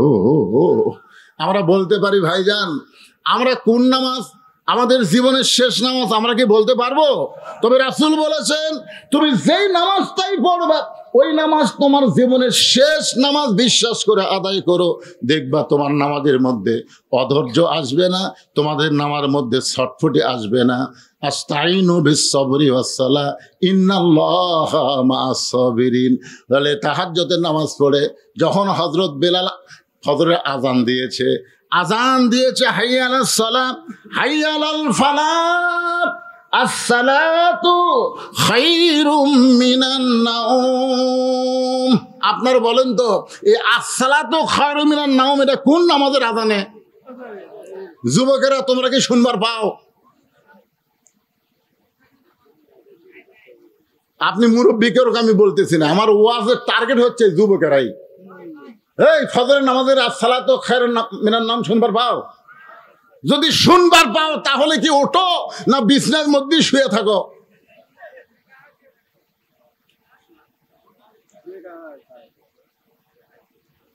শোনেন যুবক একটু মনোযোগ দিয়ে শোনো বাজান, যেই মাত্র আসসালাতু খায়রুন নাম শুনেছে সঙ্গে সঙ্গে হযরত আলী মাথায় পাগড়ি পরে বাড়ির থেকে মসজিদ দিকে রওনা দেয়। ফাতেমার সামনে দাঁড়াইছে, ফাতেমার সামনে দাঁড়ায় বলতেছে, আমার বাবার কাছে কি ওয়াদা দিছেন? আপনি যে আমাকে এশার নামাজ পড়ে বাড়ি ঢুকেই বললেন সালাম তো দিলেনই না, আমি সালাম দিলাম আর আপনি বললেন আমার মনে নাই। তাই বললাম কেন মনে নেই? তখন আপনি বললেন আজ থেকে ফজরের নামাজ পড়বো না, তোমার বাবার সামনে ওয়াদা দিছি। তো ওয়াদা যদি দিয়ে থাকেন আমার বাবার সামনে, তাহলে বেলালের আযান শুনে সুরের মতন আপনি কোথায় যাচ্ছেন? আলী বলতেছেন, ফাতেমা আমি বলেছি ফজরের নামাজ পড়বো না, তাই বলে কি নামাজ বাইরে থাকা দেখা যাবে না? এতদিন ভিতরে ঢুকে নামাজ পড়ছি, আজকে বাইরে থাকা নামাজ একটু দেখতে চাই। যেই মাত্র বলেছে এতদিন ভিতরে ঢুকে নামাজ পড়ছি, আজকে বাইরে থেকে নামাজ দেখতে চাই, তখন ফাতেমা মুচকি মুচকি হাসতেছে। কারণ যেই ব্যক্তি নামাজের ভিতরে ঢুকতে পারে সেই ব্যক্তি কোনোদিন নামাজের বাইরে থাকতে পারবে না। কারণ নামাজ এমন একটা ইবাদত, কাউকে যদি একবার ভিতরে নেয় তাকে আর বাইরে যাওয়ার সুযোগ নেই। ফাতেমা বললেন তাহলে ঠিক আছে আপনি যান। হযরত আলী মসজিদ নববীর চারিধার ঘুরতেছে আর মসজিদের মধ্যে দেখতেছে সাহাবীরা ফজরের আগে 2 রাকাত সুন্নত আছে না নাই? ফজরের ফরজের আগে 2 রাকাত সুন্নত।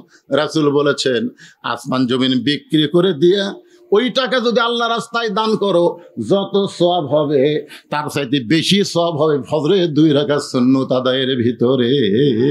আসমান জমিনের চাইতেও দামি হলো ফজরের ফরজের পূর্বে 2 রাকাত সুন্নত। হযরত আলী মসজিদ নববীর চারিধার ঘুরতে গিয়ে হঠাৎ দেখতে পাই মসজিদের বারান্দায় আবু যর গিফারি ফজরের 2 রাকাত সুন্নত আদায় করতেছে।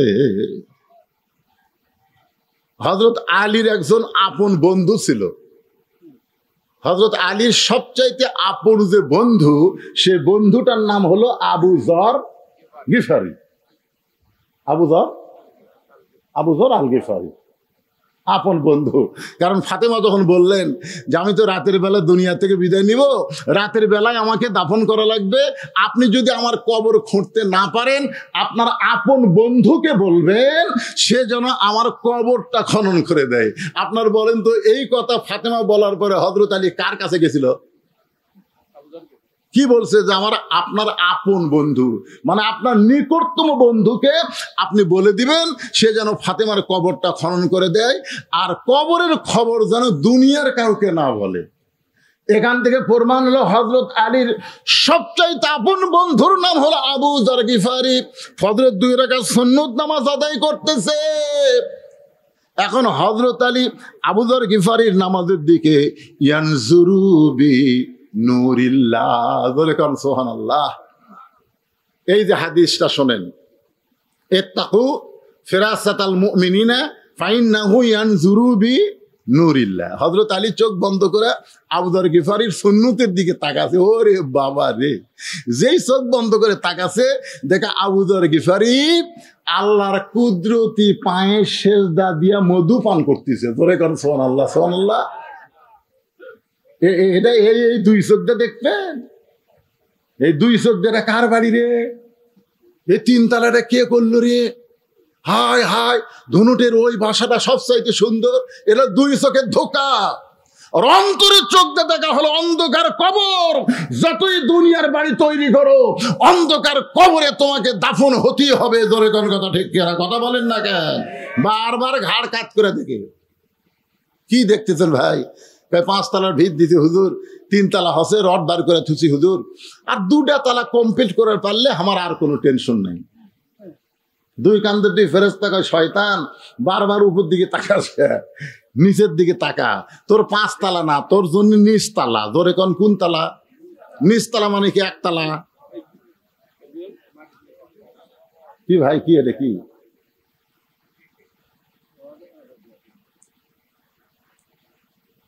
কবরের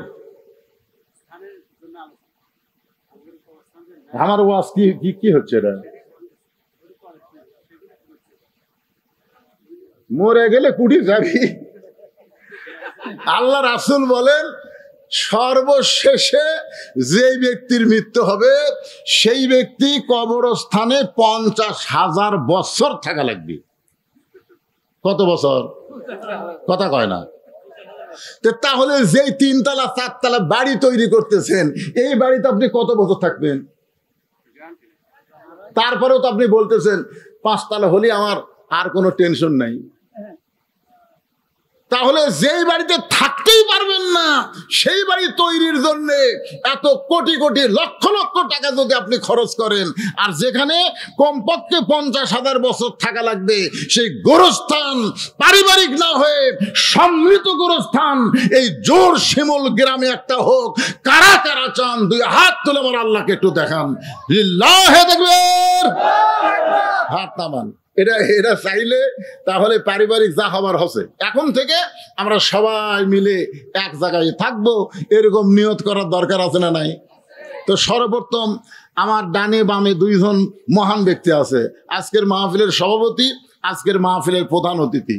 তাদেরকে আমি একটু বলবো যে গোরস্থানের প্রথম জায়গার একটা ভিত, ওই যে একটা কথা গান নাই, গোরস্থানের একটু মাটি বায়না করে রাখ, কখন যেন আসতে পারে তোমার মরণেরই ডাক। এজন্য আমি বলবো ভাইজান, আপনারা একটু আল্লাহর রাস্তায় একটা জায়গা দেন, 5 শতক 7 শতক এরকম বলেন যে হুজুর দুনের জন্য বহু কিছু, জনগণ সবাই মিলে আমরা থাকবো, এই জন্য আমি 10টা শতক, আমি 5টা শতক জায়গা আল্লাহর রাস্তায় দিয়ে দিলাম। আপনি যখনই দিবেন ওর পাশাপাশি দেখবেন সবাই জায়গা দেওয়ার চেষ্টা করবে, কারণ দুনিয়াতে থাকার গ্যারান্টি নেই। যেখানে থাকতে হবে 50,000 বছর, সে একটা সম্মিলিত, এই ওঠেন কেন, এই না বাইরের লোক হলে ওটা চলবে না। তো নামাজের ওয়াজ করতেছেন, আমি হযরত আলী নবী বলে চেশার নামাজ পড়বো না, ফজর পড়বো না। আপনারা কি মনে করতেছেন রাত 12টা পার হয়ে গেছে দেখে আমি ওয়াজ বন্ধ করে দেবো? আজকে একটু তুলে দিছে দেরি করে, আমার কি বিবেক বুদ্ধি কিছুই নাই?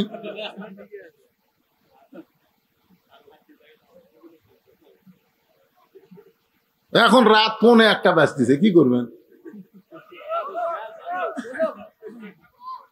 আল্লাহ এত বড় সুযোগ দিতে, বৃষ্টি চারিদিকে দিল, আপনাকে দিল না। ভাইজান কিছু বলেন আপনি? হ্যাঁ, আপনার এখানে বলে জায়গা আছে যেখানে গোরস্থান করতে চাচ্ছি, ওখানে আপনি হ্যাঁ ইনশাল্লাহ, মানে একটা খালি নাম থন, খালি আপনি একটা নাম থন, আপনি নাম থার পরে সর্বাধিক ধর্ম। সর্বাধিক জায়গা নাই, নাই জায়গাই নাই।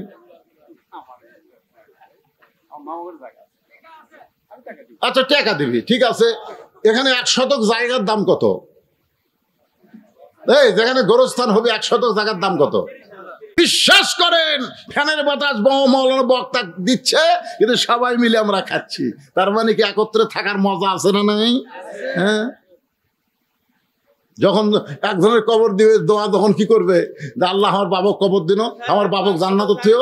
যতবার কবর হবে প্রত্যেকবার দোয়া হবে। জোরে কোন কথা ঠিক কিনা? আপনারা বলেন তো দোয়া বক্সার নিয়ম কি? আগে সবাইকে দোয়া দিয়ে তারপরে শেষে বলা লাগে আল্লাহ আমার বাপ মায়ের জন্য কবুল করো। জোরে কোন ঠিক কিনা? সরাসরি যদি কেউ বল আল্লাহ আমার বাপ মায়ের কবর জান্নাত বানায় দেয়, আল্লাহকে তোর দোয়া কবুল হবি না, কারণ তুই কাকু দোয়া না দিয়ে তুই একলা একলা দোয়া করতেছিস। লিল্লাহে তাকবীর। মাহফুজুর আলম 5% জায়গা ধরে বলেন মারহাবা। আল্লাহ গোরস্থানের জন্য আল্লাহ, আরে যেখানে যাইতে হবে। একটা গজল আছে, কিন্তু যেদিন ডাক পড়িবে কবর মাঝে যাইতে, জোগাড় কিছু করছো বন্ধু তার মাঝে বিছাইতে। আমরা মাহফুজ আলমের জন্য দোয়া করবো, আল্লাহ এই গোরস্থানে জায়গা দেওয়ার কারণে আল্লাহ এই গোরস্থানটা যেন তার জন্য জান্নাতের বাগান হিসাবে আল্লাহ কবুল করে। জোরে কোন আমিন। সে মাহফুজুর আলম কে? আপনি ওই সাইড থেকে দিলেন বারে, আপনার দিকে আমি তাকাইনি বারে, আর জেলের দিকে তাকে আছি, এরা কথা কয় না, দিকে হাতটা দেন তো। হ্যাঁ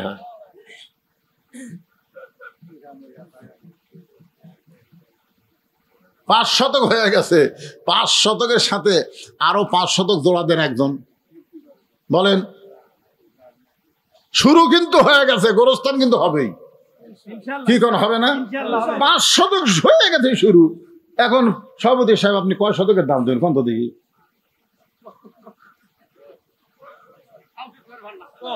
কোন লিল্লাহে তাকবীর। সভাপতি সাহেব 5% জুড়ে বলেন মারহাবা। আপনি দাম দিবেন সেটাই তো একই, 5% যা দাম হয় সেই দাম তিনি দিবেন, দিয়ে দিবে। আর যদি কারো কাছ থেকে জায়গা ম্যানেজ করতে পারে, বদল টদল দিয়ে করে দিবে। আমাদের ছোট গোরস্থান বদল আমরা কিভাবে বড় করি জানেন? যে গোরস্থানের কাছে জায়গা আছে, আমার এক জমি আছে ডিবের ধারে, ভালো জমি, সেটা নিয়ে এটা দিয়ে তার দিয়েছি ভাই, মানে ওই সহজে দিচ্ছে না। তা আপনি গোরস্থানের জন্য এরকম যদি ভালো জায়গা দিয়ে খারাপ জায়গা, আপনার গোরস্থান কি খারাপ হলো? গোরস্থান হলো জান্নাতের বাগান। আপনাদের এই গোরস্থানের নাম থবেন জান্নাতুল বাকি। মদিনার গোরস্থানের নাম হিসাবে আপনাকে এই জোর শিমুলের গোরস্থানের নাম হবে জান্নাতুল বাকি। জোরে কোন সুবহানাল্লাহ। এই জান্নাতুল বাকি গোরস্থানের জন্য 10 শতক হয়ে গেছে। এখন প্রধান অতিথি সাহেব বলেন, ভাই বলেন, একটা সাহস করে বলেন, দেখা যাক।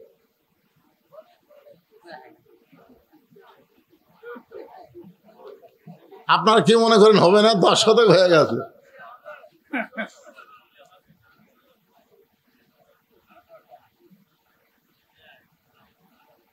বরেন অতিথি ভাই আপনি কোন তো এটা চিন্তা করতেছে, করুক। কন আপনি কোন ভাই, একটা কোন।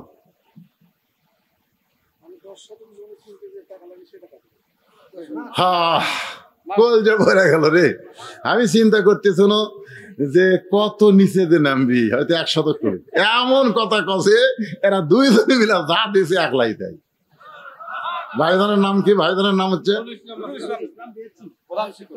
লিল্লাহে তাকবীর। নুরুল ইসলাম বিএসসি সাহেব 10% জায়গার দাম ধরে বলেন মারহাবা। উনি হেডমাস্টার, রিটায়ার করছে নাকি? ও বর্তমান হেডমাস্টার সাহেব। মাশাআল্লাহ, কলিজা কত বড়। আল্লাহ আল্লাহ দুনিয়ার জন্য বহু কিছু করেছে। তুমি কোরআনে বলেছো বাল তুসিরুনাল হায়াতাদ দুনিয়া ওয়াল আখিরাতু খায়রুন ওয়া আবকা। আল্লাহ চিরস্থায়ী আখিরাত এই নুরুল ইসলাম বিএসসি সাহেবের জন্য আপনি সুন্দর করে দেন। তার বাপ মা আপনজন যারা দুনিয়া থেকে কবরে গেল, আল্লাহ তাদের কবরকে জান্নাতের টুকরা বানায় দেন। সভাপতি সাহেব 5% জায়গার দাম দিয়েছে। আল্লাহ তার আপনজন যারা কবরে গেছে কবর জান্নাত বানান। প্রথম যে ভাইটা আমার 5 শতক দান করেছে, আল্লাহ সেই ভাই তার আপনজন যারা কবরে গেছে, আল্লাহ এই দানের উসিলায় সবার কবরকে জান্নাতের টুকরা বানায় দেন। 20 শতক কিন্তু হয়ে গেছে। এখন প্রধান অতিথি চিন্তা করতেছে সবাই মিলে যা দেবে আমি একলাই কি তাই দেবো নাকি?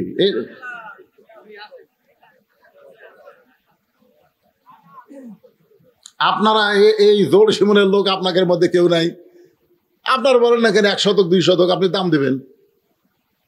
ভিতরে যারা আছেন আপনার লাগবে না গোরস্থানের একটু মাটি বায়না করে রাখ। আপনি নিজের দুনিয়ার বাড়ি বানা পারেন, আর মানুষের জায়গা যায় শুয়ে থাকবেন। এই সবাই 1 শতক করে দেন।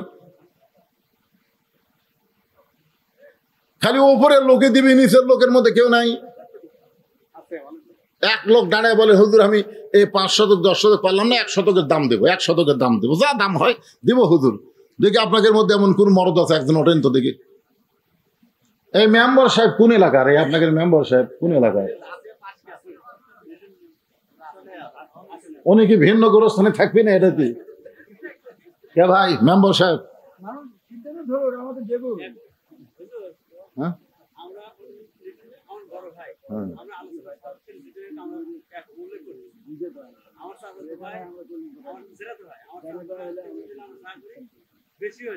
মাশাআল্লাহ, বলে আমরা 3 জন মিলে যা করি বেশি হবে কম হবে না, তাহলে বোঝা গেল ধরে নেন। মাশাআল্লাহ, এটাই হলো আসল কথা। মেম্বারও বলতেছে এটা আসল কথা। তারা 3 ভাই মিলে সিদ্ধান্ত নেয় ইনশাআল্লাহ। এখানে বড় ভাই আছে, এই ছেলেরা যারা মাহফিল করতেছে আমাকে আগেই মোবাইল করছে, হুজুর গোরস্থান নিয়ে একটু ওয়াজ করবেন। গোরস্থান 20 শতক হয়ে গেছে, খালি আপনি একটা কোন না নাম শুনতো দেখা যাক, যা পারেন কোন কয় শতকের দাম তো সাইল্যান্ডে করবে ওই ভাই, ওই সাইড ওই ভাই। হ্যাঁ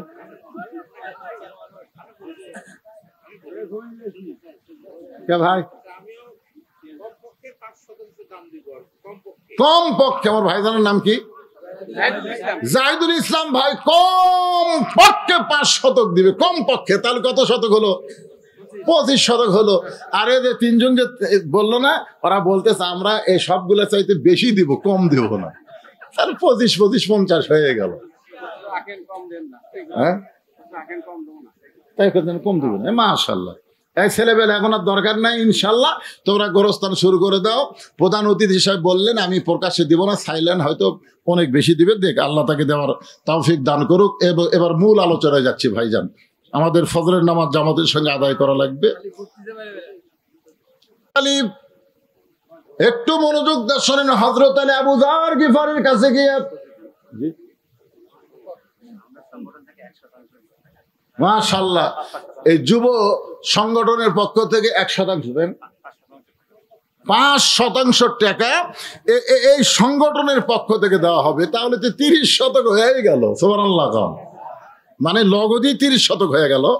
আর পিছনে তো যেটা আছে সেটা বুঝতেছেন, গোরস্থান হবে ইনশাল্লাহ। আশা করা যায় যদি আল্লাহ কোনদিন আসার তৌফিক দেয়, আল্লাহ যেন আমি আসে আপনাদের গোরস্থান দেখতে পাই, যদি আল্লাহ আমাকে হায়াতে রাখে ইনশাল্লাহ, আল্লাহ যেন তৌফিক দেয়। এবার হযরত আলী আবু যার গিফারির কাছে গিয়া ফজরের 2 রাকাত সুন্নত নামাজের নিয়ত করলেন। আপনারা বলেন তো কি দেখলেন? ইয়ানজুরু বিনুরিল্লাহ, তার মানে বোঝা গেল আনতাবুদুল্লাহ কান্নাকা তারাহু ফাইলাম তাকুন তারাহু ফাইন্নাহু ইয়ারাকা। এই আল্লাহর বান্দারা মনোযোগ দিয়ে শোনেন, বুখারী শরীফের হাদিস। আপনি যখন ইবাদতের মধ্যে শামিল হবেন তখন আপনি নামাজের মালিক আল্লাহকে দেখতে পাবেন। সুবহানাল্লাহ। কারণ দেখবার পাইলে দেখো সুবহানাল্লাহ কোয়া যাবে না? বুখারী শরীফের হাদিস কি অবিশ্বাস করতেছেন?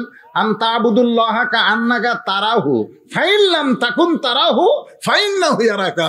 যদি আপনি দেখবার না পান, আল্লাহ আপনাকে দেখতেছে, এই বিশ্বাস আপনার কলিজার মধ্যে চলে আসবে।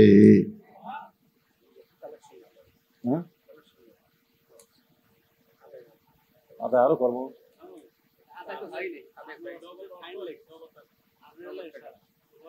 লগর টাকা আদায় করবো।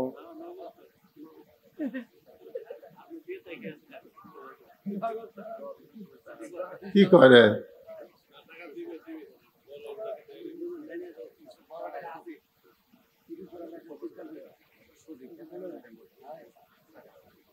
আচ্ছা ঠিক আছে ভাইজান, আমি চাচ্ছিলাম যে আমার কথাগুলো এখনই শেষ করে দিতে। বলতেছে অনেক লোক আছে হুজুর আপনার হাতে কিছু নগদ টাকা দান করবে এই যুবকদের উৎসাহ দেওয়ার জন্য। প্রত্যেক বছর মাহফিল, এখানে অনেক অতিথি আছেন, অনেক সুদীজন আছেন, বরেণ্য অতিথি আছেন, তারা হয়তো এখনো দেয়দের বারান্দায়।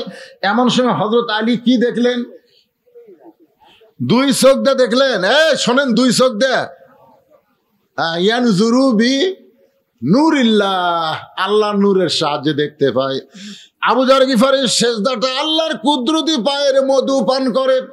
সঙ্গে সঙ্গে হযরত আলী আর মসজিদের বাইরে থাকতে পারে না, মসজিদের বারান্দায় গিয়া আবু যার গিফারির পাশে ফজরের 2 রাকাত সুন্নত নামাজ আদায় করে যেই মাত্র সালাম ফিরাইছে, আবু যার গিফারি বলতে, আলী ভাই আপনি ঈশার নামাজ পড়ে নবীর সামনে ওয়াদা দিলেন আপনি ফজরের নামাজ পড়বেন না, কিন্তু ফজরের সুন্নত আদায় করলেন। আলী বলতেছে, আবু যার আমি বলেছি ফজরের ফরজ পড়বো না, তাই বলি কি সুন্নত পড়া যাবি না? সুবহানাল্লাহ বলেন।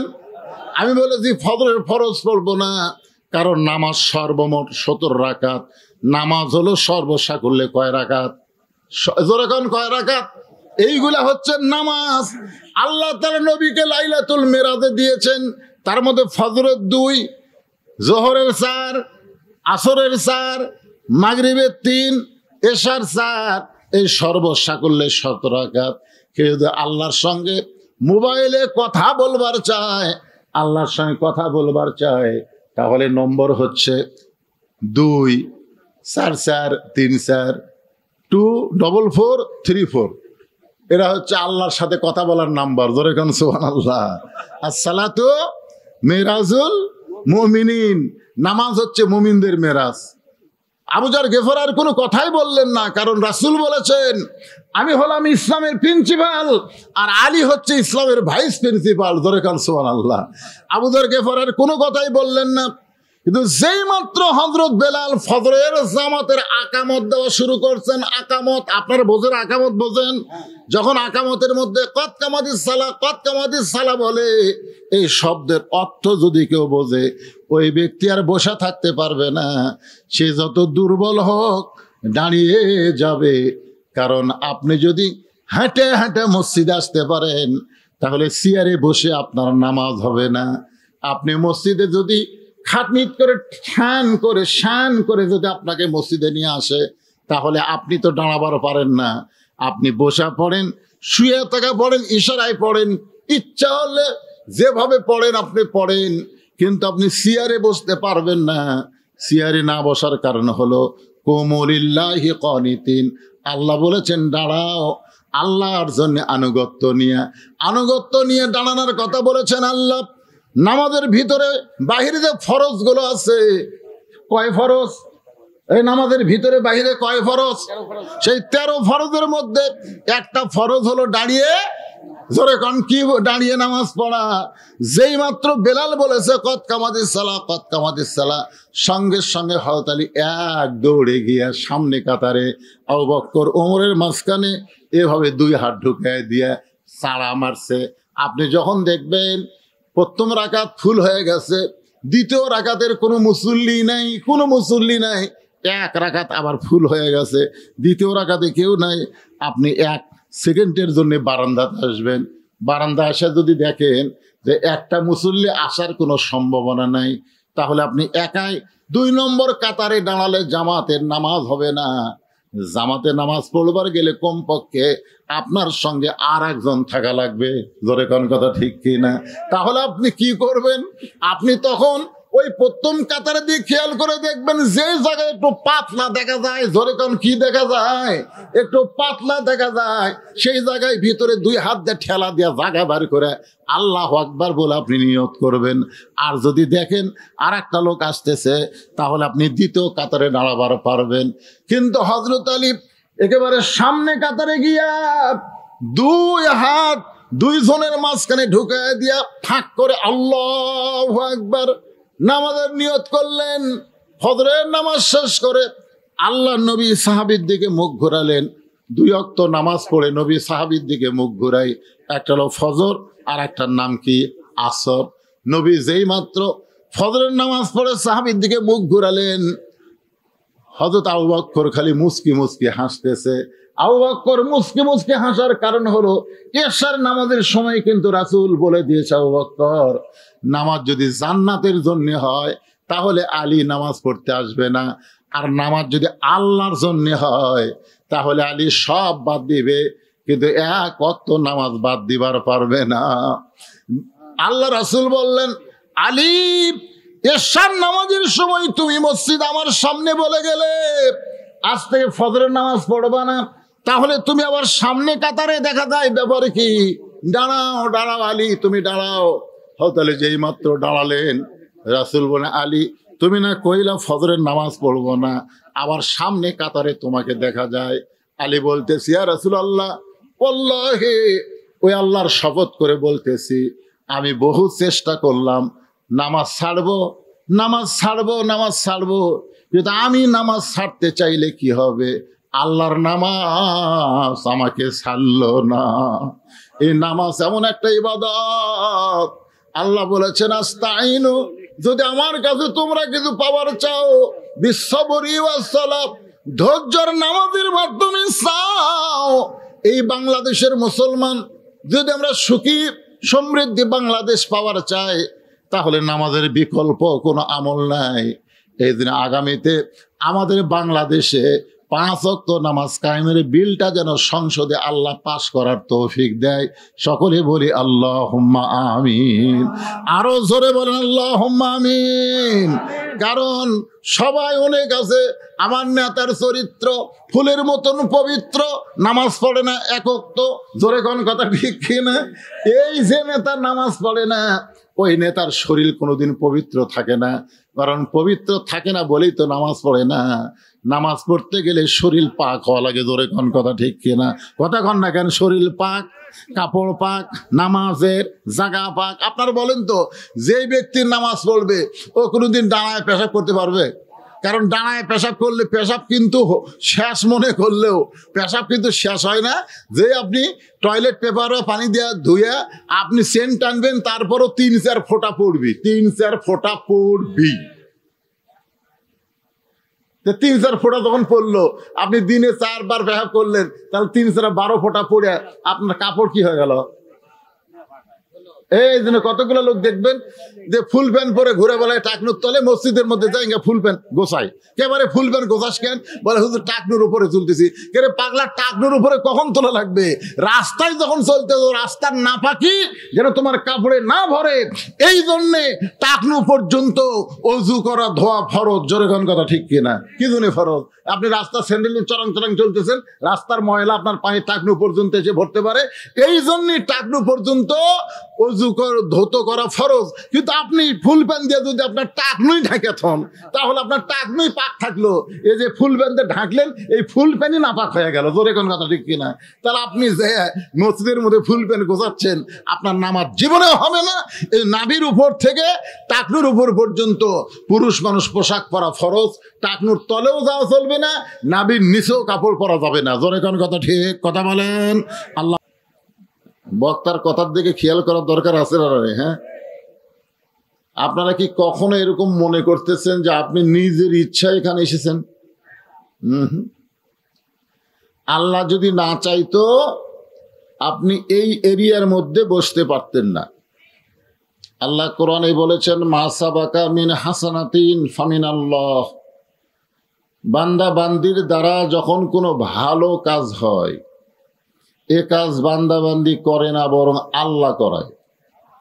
আপনারা এখন বলেন তো, এই কোরআনের মাহফিলে বসা ভালো কাজ না খারাপ কাজ? তাহলে এই ভালো কাজ আপনি করলেন না আল্লাহ করালো?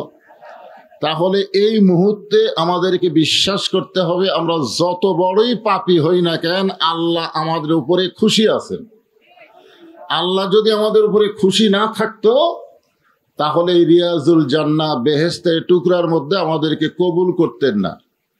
এই জান্নাতের টুকরার ভিতরে যারা বসে আছেন, আমি আমার অন্তরের অন্তঃস্থল থেকে আপনাদের সবাইকে শুভেচ্ছা জ্ঞাপন করছি। সম্মানিত মা বোনেরা, পর্দার অন্তরালে বসে বসে যারা আলোচনা শুনতেছেন, আমি তাদেরকে শ্রদ্ধা জ্ঞাপন করে ঈদুল আজহার পরের দিনেও কিন্তু ঈদ, ঠিক কিনা বলেন? এই ঈদ হলো কয়দিন? 3 দিন। তো আমরা এখনো ঈদের আমেজের মধ্যে আছি। সবাইকে ঈদুল আজহার শুভেচ্ছা জ্ঞাপন করে আমি জানতে চাচ্ছি আপনারা সকলে কেমন আছেন? আলহামদুলিল্লাহি রব্বিল আলামিন। যে আল্লাহ শারীরিক সুস্থতা এবং মানসিক প্রশান্তি, আপনারা বলেন হিসাব করে, গত বছর এই সময়, গত বছর, এ বছর না, কোন বছর? গত বছর এই সময় আমাদের অনেকের শরীরে সুস্থতা ছিল, কিন্তু মনের মধ্যে প্রশান্তি ছিল না। খেয়াল করে দেখেন, এটা কি মাস? কি মাস? জুন মাস। গত বছর এই জুন মাসে অবস্থা কিরকম ছিল বুঝতেছেন না? আমাদের মনের মধ্যে সবসময় একটা ভয়, না জানি কি হয়, না জানি কি হয়। আজরাইল ধরার আগে পুলিশ ধরার ভয়। জোরে কোন ঠিক না? এইরকম একটা পরিস্থিতির ভিতর থেকে 9 আগস্ট গত বছর 24-এর কয় আগস্ট? 5 আগস্টে আল্লাহ তাআলা আমাদেরকে একটা পরিপূর্ণ প্রশান্তি দান করলেন, ঠিক কিনা বলেন? যার কারণে আমরা শারীরিক দিক দিয়েও ভালো, মনের দিক দিয়েও লিল্লাহ।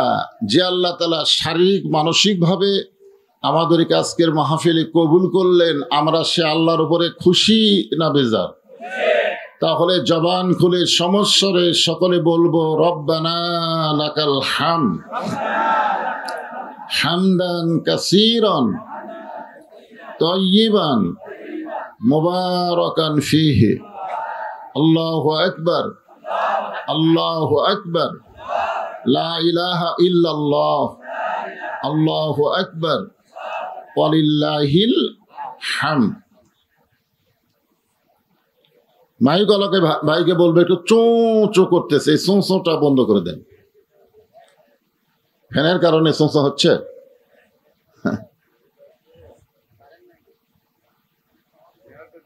তো যাই হোক, আমরা প্রশংসা কার করলাম? কেন করলাম?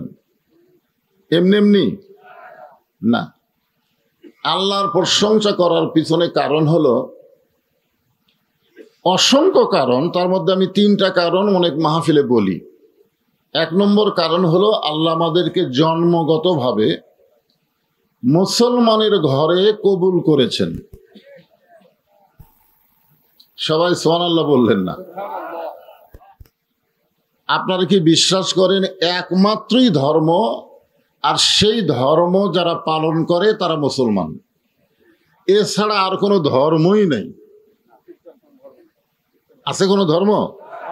অমা ইয়াবতাগি গায়রাল ইসলামা দীনান ফালা ইউকবালা মিনহু। ইসলাম ছাড়া অন্য কোনো জীবন ব্যবস্থা, ধর্ম কেউ যদি গ্রহণ করে, আল্লাহ বলেছেন কখনোই কবুল করা হবে না। আল্লাহর কাছে একমাত্র কবুলযোগ্য জীবন ব্যবস্থা, ধর্মের নাম কি? ইন্না দীনা ইনদাল্লাহিল ইসলাম। আর আল্লাহ আমাদেরকে দয়া করে জন্মগতভাবেই এই মুসলমানের ঘরে কবুল করেছেন। এটা আল্লাহর অশেষ দয়া। আল্লাহ ইচ্ছা করলে আমাদেরকে হিন্দুর ঘরে, বৌদ্ধর ঘরে, খ্রিস্টানদের ঘরে পাঠাবার পারতেন। কি কোন পারতেন কি পারতেন না? কিন্তু আল্লাহ রুহের জগতে আমাদের রুহগুলোকে এত ভালোবাসলেন, দুনিয়াতে পাঠানোর সময় বাছাই করে করে মুসলমানের ঘরের মধ্যে কবুল করলেন। তো যে আল্লাহ জন্মসূত্রে আমাদেরকে মুসলমানের ঘরে কবুল করলেন, আমরা সে আল্লাহর উপরে খুশি না বেজার? আলহামদুলিল্লাহ।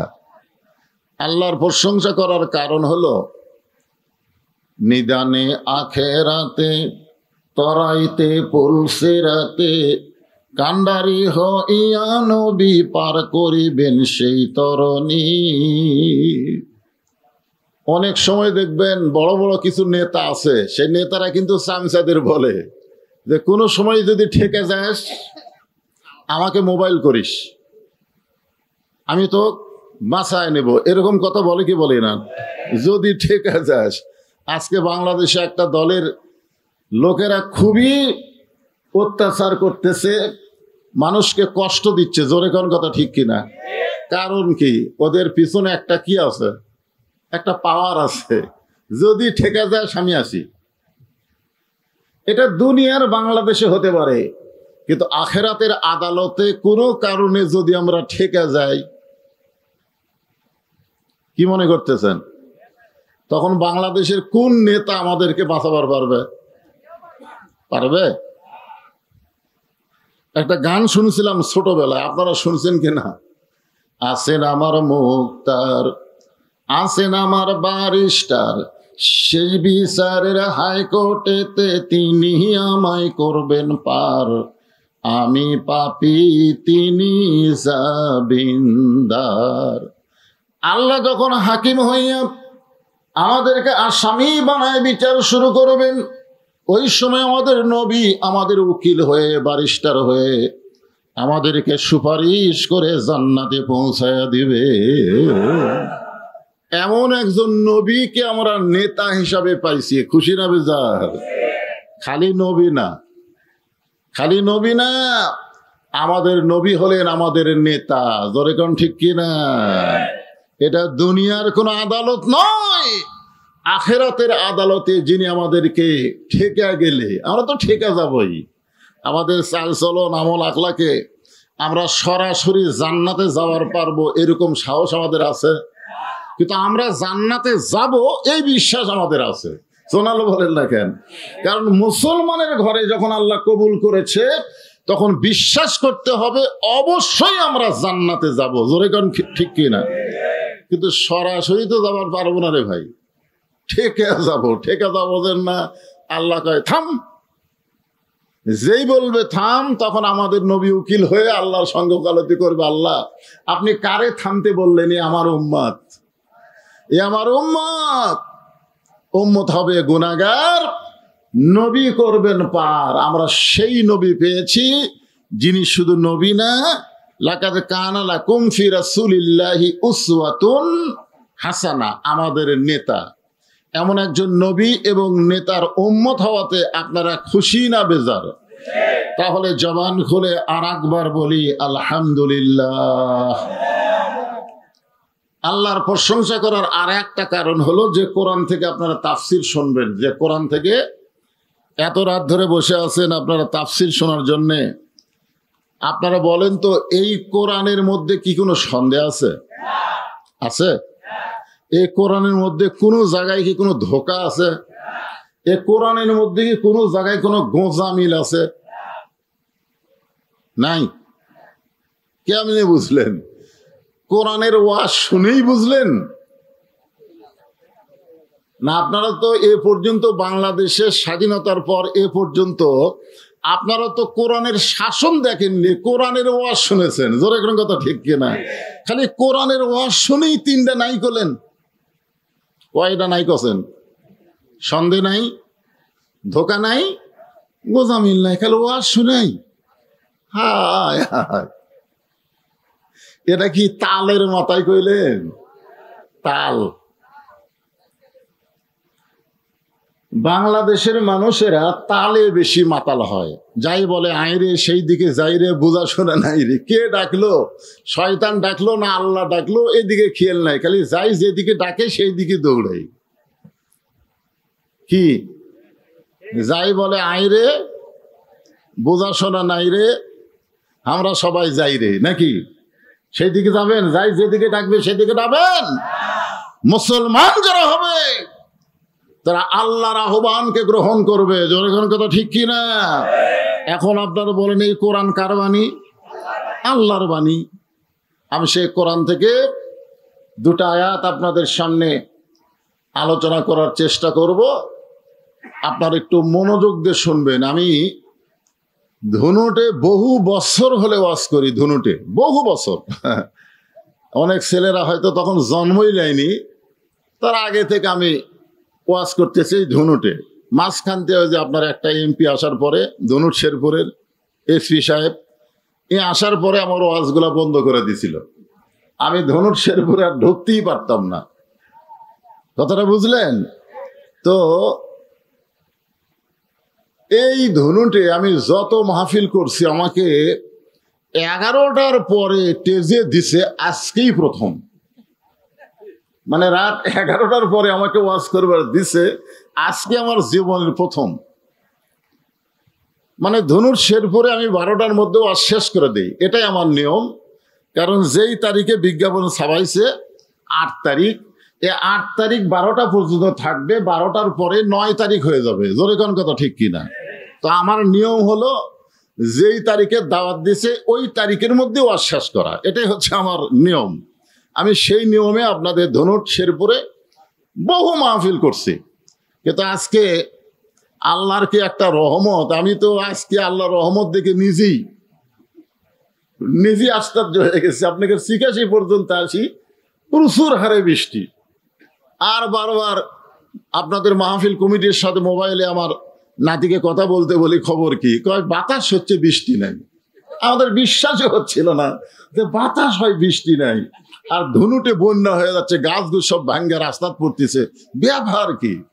বিশ্বাস হচ্ছিল না। কিন্তু ৮৬ পার হওয়ার পরে যখন রাস্তায় দেখলাম শুকনা বৃষ্টি নাই, তখনই বুঝতে পারলাম যে চারিদিকেই বৃষ্টি হলেও এখানে বৃষ্টি না হওয়ার পিছনে কারণ হলো এই তরুণ সঙ্গের নিয়ত ভালো। জোরে খান কথা ঠিক কিনা? ইন্নামাল আমালু বিন্নিয়াত। আল্লাহ নিয়তের উপরই তার প্রতিফল দান করে, যার একটা প্রমাণ হলো আজকের মাহফিল। জোরে কোন সুবহানাল্লাহ। আমি যে আয়াতে কারিমাতে রেজা হাদিয়া মঞ্জুর করো সোনার মদিনায় নবী পাকের রওজা মুবারকে আল্লাহ তুমি কবুল করে নিও। তামাম আম্বিয়ায়ে কেরাম, আসহাবে কেরাম, তাবিনী কেরাম, তাবা তাবিনী কেরাম, উম্মাহাতুল মুমিনিন, শহীদ শহীদান, জান্নাতুল বাকি, জান্নাতুল মাসহ পৃথিবীর যত গোরস্থানে যত মুর্দা শুয়ে আছে আল্লাহ সকলের কবরকে জান্নাতের টুকরা বানায় দেন। আল্লাহ এই জোরশিমল পারিবারিক গোরস্থানে যত মুর্দা শুয়ে আছে আল্লাহ সকলের কবরকে জান্নাতের টুকরা কবুল করেন। আমরা যারা হাত তুলেছি আমাদের জনম দুঃখনী মা যাদের কবরে চলে গেছে, মা কেমন দরদের, যার মা নাই সে বুঝতেছে। দাঁত থাকতে মানুষ দাঁতের মূল্য দেয় না, চোখ থাকতে মানুষ চোখের গুরুত্ব বোঝে না। মা কলিজার টুকরা যখন দুনিয়া থেকে বিদায় নেয় তখন বুঝতে পারে মায়ের মতন আপন কেহ নাই রে দুনিয়ায়। আল্লাহ এই জনম দুঃখ দিয়ে দরদের মা যাদের কবরে গেছে আল্লাহ মেহেরবানি করে মায়ের কবর জান্নাতের টুকরা কবুল করো। আল্লাহ দরদের বাবা আমাদের যাদের কবরে চলে গেছে, আজকে বাবার বাড়িঘর সহায় সম্পত্তি সবই পড়ে আছে, বাবা নাই রে, বাবা গেল কবরে, সেই বাবার জন্য দোয়া করি আল্লাহ বাবার কবরকে জান্নাতের টুকরা বানায় দাও। আমাদের দাদা দাদি নানা নানি আত্মীয় স্বজন যারা কবরবাসী হয়েছে মাফ করে দাও আল্লাহ। অনেকেই দোয়া চেয়েছে, তার মধ্যে একজনের হাত ভেঙে অসুস্থ, আল্লাহ সুস্থতার জন্য দোয়া করি। প্রবাসী অনেকে আছে আল্লাহ, সেখান থেকে টাকা পয়সা দিয়ে মাহফিলকে সহযোগিতা করেছে আল্লাহ, যেখানেই থাক ওদেরকে ভালো রেখো, কামাই বরকত দিও। আজকের মাহফিলের সম্মানিত সভাপতিকে আল্লাহ তুমি কবুল করো, দুইজন সহসভাপতিকে আল্লাহ তুমি কবুল করো। আজকের মাহফিলের সম্মানিত প্রধান অতিথিকে আল্লাহ তুমি কবুল করো। আজকের মাহফিলের দুইজন বরেণ্য অতিথি আল্লাহ তুমি তাদের কবুল করো। আজকের মাহফিলের সম্মানিত অতিথিদের কবুল করো, বিশেষ অতিথিদের কবুল করো, আমন্ত্রিত অতিথিদের কবুল করো, সুধীজন সকলকে কবুল করো, হাজী সাহেবদের কবুল করো, মুরব্বীদের কবুল করো, যুবকদের কবুল করো, কচি কাঁচা কিশোর বাচ্চাদেরকে আল্লাহ তুমি কবুল করো। পর্দার অন্তরালের মা বোনেরা আবিদা সালিহা পদ্মা নিজে কবুল করে, মা ফাতেমার চরিত্র দান করো আল্লাহ। গোরস্থানের জন্য সর্বপ্রথম তোমার যেই বান্দা 500 টাকা দান করলো, এরপর থেকেই তো দান করা শুরু হয়ে গেল আল্লাহ গ। যতটুকু হয়েছে আমি জানি তার চাইতে 5 গুণ 10 গুণ বেশি জায়গা হবে আল্লাহ। এ জোরশিমলে সম্মিলিত গোরস্থান হবে জান্নাতুল বাকি, আল্লাহ কবুল করে নাও। আয় আল্লাহ তাআলা, যেই যুবকেরা কষ্ট করে মেহনত করে ঈদের পরের দিন মাহফিল করে, আজকে চারিদিকে বৃষ্টি হলো কিন্তু এখানে হয় নাই, মনে হয় আল্লাহ যুবকদের নিয়তটা ভালো, যার কারণে মাহফিলটা সুন্দর সমাপ্ত হলো। আল্লাহ তোমার কাছে কলিজা থেকে দোয়া করি, যেই যুবকেরাই মাহফিল করে এই সকল যুবকদেরকে 5 ওয়াক্ত নামাজি কবুল করে নাও। এই যুবকদের মধ্যে যারা ব্যবসা করে ব্যবসার বরকত দিও, যারা চাকরি করে চাকরির মধ্যে বরকত দিও, খেতে খামারে যারা আবাদ করে আল্লাহ আবাদের মধ্যে বরকত দিও।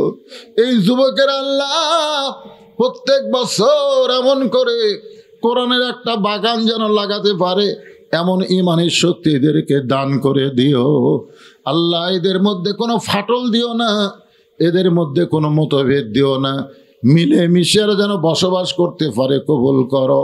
আমার বাংলাদেশের প্রতি রহম করো আল্লাহ, গাজার ফিলিস্তিনের প্রতি রহম করো, মুসলমানদেরকে বিজয় দাও, মুসলমানকে হেফাজত করো আল্লাহ। যে যা নিয়ত করে হাত তুলেছে সকল নেক নিয়ত নেকাশা কবুল করে মৃত্যুর সময় আমাদের জবানে তুমি জারি করে দিও লা ইলাহা ইল্লাল্লাহু মুহাম্মাদুর রাসূলুল্লাহ সাল্লাল্লাহু